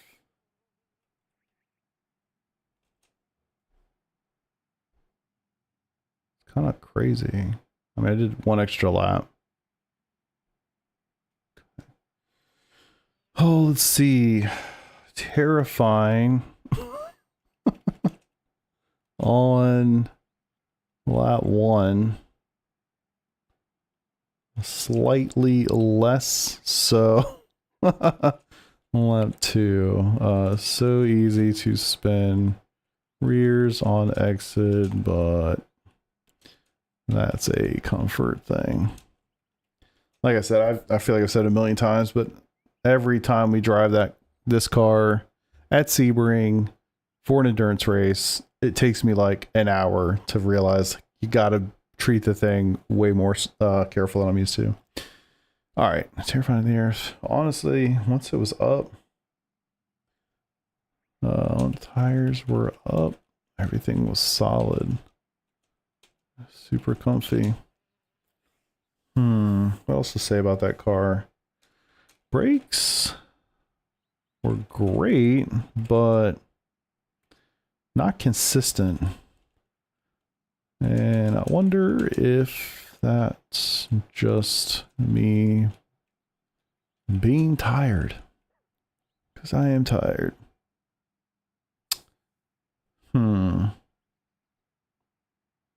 Anything else? Anything else? Gonna ignore the spins at the start. I mean, that's, you know, like I said, same shit. I think that's all I can really say about it. Honestly, I don't think I'm gonna even mess with the Ferrari. I think I feel good enough. I mean, let's just be real. It's between the McLaren and the Porsche, leaning Porsche just because I want to drive it again. I don't think I need to drive the Ferrari again. It's very comfortable. Yeah. Man, it sounds so good, doesn't it? I'm sure early Pita approves. I just feel like of these two options, if it was between these two, I'd still pick the McLaren. Just generally. Watkins Glen and the McLaren feels like a cheat code though, doesn't it? I almost need to take it somewhere where it kind of sucks. It just feels good. I mean, look, it was definitely more difficult at Monza. I do feel like you just have to get comfortable with knowing that you cannot treat the throttle pedal like a binary on-off switch. I'm used to doing that. I do that a lot. That's probably one of the biggest things I struggle with is having fidelity in the right foot. I don't know. You guys can see it better than I can right now, but you look at my telemetry traces most of the time, and I feel like I've gotten better at my braking, especially trail braking. But I feel like my throttle application is like, yeah, I hit the thing and it goes like 70%. I'll hold it for like half a second and then I go the rest of the way. And I feel like I do that all the time. Falker, appreciate you, brother. Thanks for subscribing. And thanks to everybody that's been doing that tonight. That the others have seemingly private subscriptions, so you don't see them and hear them in the alerts, but gotten a couple tonight, so thank you for those. Those are always kind. Yeah, I mean, it's just a good car, man. I think it's I can't really think of anything bad to say about it. I think the biggest issue is literally just getting comfortable with the way you have to apply the throttle. And once it gets going, I mean, it's not, I don't know. When you're in the middle of a stint, it's quite fine. Start when things are cold, quite easy to spin. And I feel like once it starts going, it's really hard to control, really hard to like catch that. You saw it here. I did it a couple times, couldn't catch it to save my life. Even the slow, easy ones. I don't know. I'm curious what it would be like deep into a run. I mean, you would think that with worn tires, like what are worn tires in iRacing anymore? Most of the time I feel like we come in and it's like 84% tread left, you know? When they feel worn, the times go down, etc. Like you feel like you're wearing them out, but I don't know what that would do on, say, corner exit with power like that. I don't know. But it's generally going to be from slow stuff. The thing that always caught me out, again, just experience, because we always drive this car at Sebring during the endurance race, and the hairpin, like every time, like you have to be so careful in the hairpin, or I have to be, to not spin the car out. Gravitating the McLaren slow. I'm slower, more gradual on the throttle. I feel like yeah, it's a really good point. I mean, at the end of the day, like style is going to dictate what would fit you best, no question. And then the time you spend in a car is going to dictate your style, right? Like, I think for me, I drove the Porsche so much that I struggled when I tried to drive this because of that. For sure. No question about it. All right, cool. Yeah, I'm not going to mess with the Ferrari. I mean, it's fine. Definitely not interested in anything in this world. These are just like kind of whatever. Of any of these, the only one that even remotely catches my eye was the Lambo, but I did it for half a season earlier this year. And I went back to the Porsche in the middle of the season because it was just like, I don't know. Just didn't have it. What about Peter? Peter's always up for the McLaren. So if it's a conversation with Peter, McLaren and Porsche are easy yeses for him. I know that for a fact. So that's me and the Mustang, only comfortable in front of the cars. It's funny, man. As much time as I've spent in the Mustang, I actually kind of feel the same way. Like, I bet I could get some really sweet times around Monza in the Mustang right now because I've been driving the damn thing for half a season.